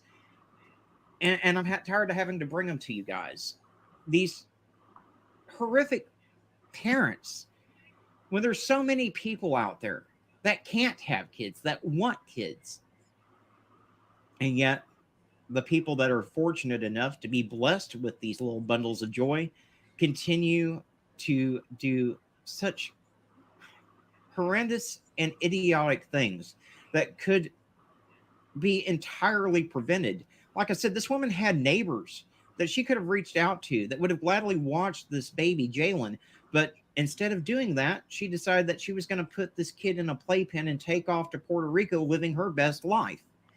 So, Oh, my gosh, I just feel sick. I can't do it anymore. You did a great job covering it, but it's wearing me down. These people just need to lock them up. I know. Keep them off the street. I don't know why people can't just give their kid to somebody who wants them. There's so many people that can't have kids that want kids. Exactly. And there's no excuse because there's baby drop boxes out there. You can drop a kid off at a hospital or a fire station, no questions asked. And the reason why they pass those types of laws is to try to prevent this type of thing from happening. I agree. Logan Sandman says, I'm a retired dog handler, and now we are talking bort nom noms. I don't even know what that is, Logan. What is a bort nom nom? My goodness. I'm trying to look at you. Looks like you got a husky right there. I had a husky German Shepherd. He just passed away last year. His name was Kivo, and I miss him so much. He was my baby.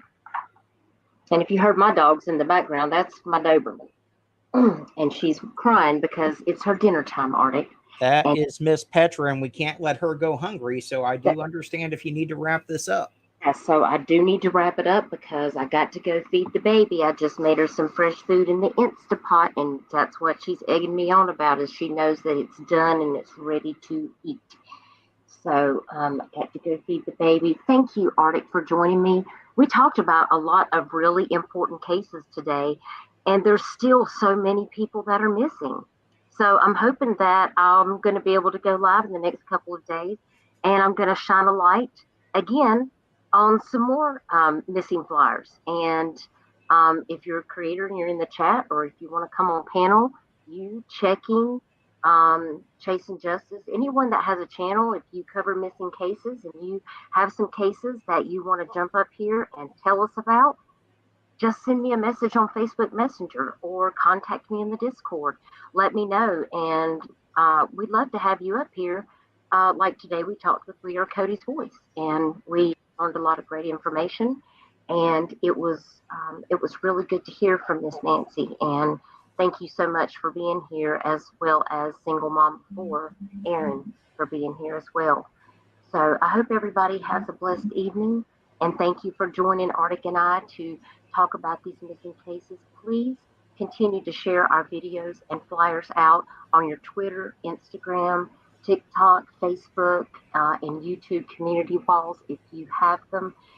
Even if you're not a creator, you might have a community wall. And sharing those things out, you're going to put those faces and information in front of a whole set of eyes that we might not ever see. And our mission is to work together so that we can help to bring this information to as many people as possible, in hopes that somebody will recognize their face and we can try to bring them home safely. Yes, ma'am. Thank you so much for being here, Arctic. And Always. I will see you this week. If you need me for anything, just reach out and let me know. Will do. All right. Thank you, sir. All right. Good night. Night. Okay, y'all. Y'all, please thank Arctic Fox for being here. He is a wonderful guest, and he always keeps me laughing. And we really appreciate him letting me share his videos. They are wonderful videos. Please go to his channel and watch those videos and make sure you like those videos. He works so hard to get this information out on these missing cases, and I really appreciate him sharing my flyers when he does some of these missing videos. In fact, I just saw while I was with my family yesterday, he did a video for a gentleman that's missing in Columbia, South Carolina. And I'm going to need to run over there and check this video out and share it with you guys. I wish I could stay, but my Doberman's giving me the eye. You know, the eye where it's like, Mom, my food's ready today. Logan, thank you so much for being here. Run from a cop with a dog. That's what a Bort Bort Nom Nom is. Oh, I get it. I had a friend that trained police dogs in Tennessee, and she's a wonderful person, and she's here for the missing. And if she's out there somewhere listening, I hope she's doing well because I think of her often. And we have had some wonderful dog trainers here that has brought their canines out to search for Tyler too. So much respect to you, sir. Thank you, Logan, for being here. Rosie, it's always good to see you, darling. I'm so glad. Don't know if I spoke to you earlier. So yes, but she probably does want to walk too. She doesn't like it when I'm live because I can't hold her when I'm sitting at my desk. So and she likes to touch me. She's a Velcro dog. She likes to be right next to me at all times. She's got separation anxiety, bless her heart. But she's my baby. She's 95 pounds, but she thinks she's 5 pounds. So I'm going to go feed her and spend some time with her and get some dinner ready for my family. But I hope everyone is, please like this video. Please share this video out. And if you are on YouTube and you have a community wall, please share my posters out. You can find all of my posts on my community wall and on my Facebook page and my Twitter. And if you want to become a member, the membership link is also in the description of this video, as well as some of the videos that were played here. Those links are in the description. So I really appreciate you guys joining me this evening, and I'm going to see if I can jump over here and find a video to take us out of here. And again, thanks for being here, y'all. I really appreciate it. And I hope you'll come back next time so we can talk about some more cases. Welcome to Duchess Discussions. Oh, that's not the right video. Where's my file? What happened to it? Maybe this is it. I don't like doing it this way. Okay. All right, we're going to try this.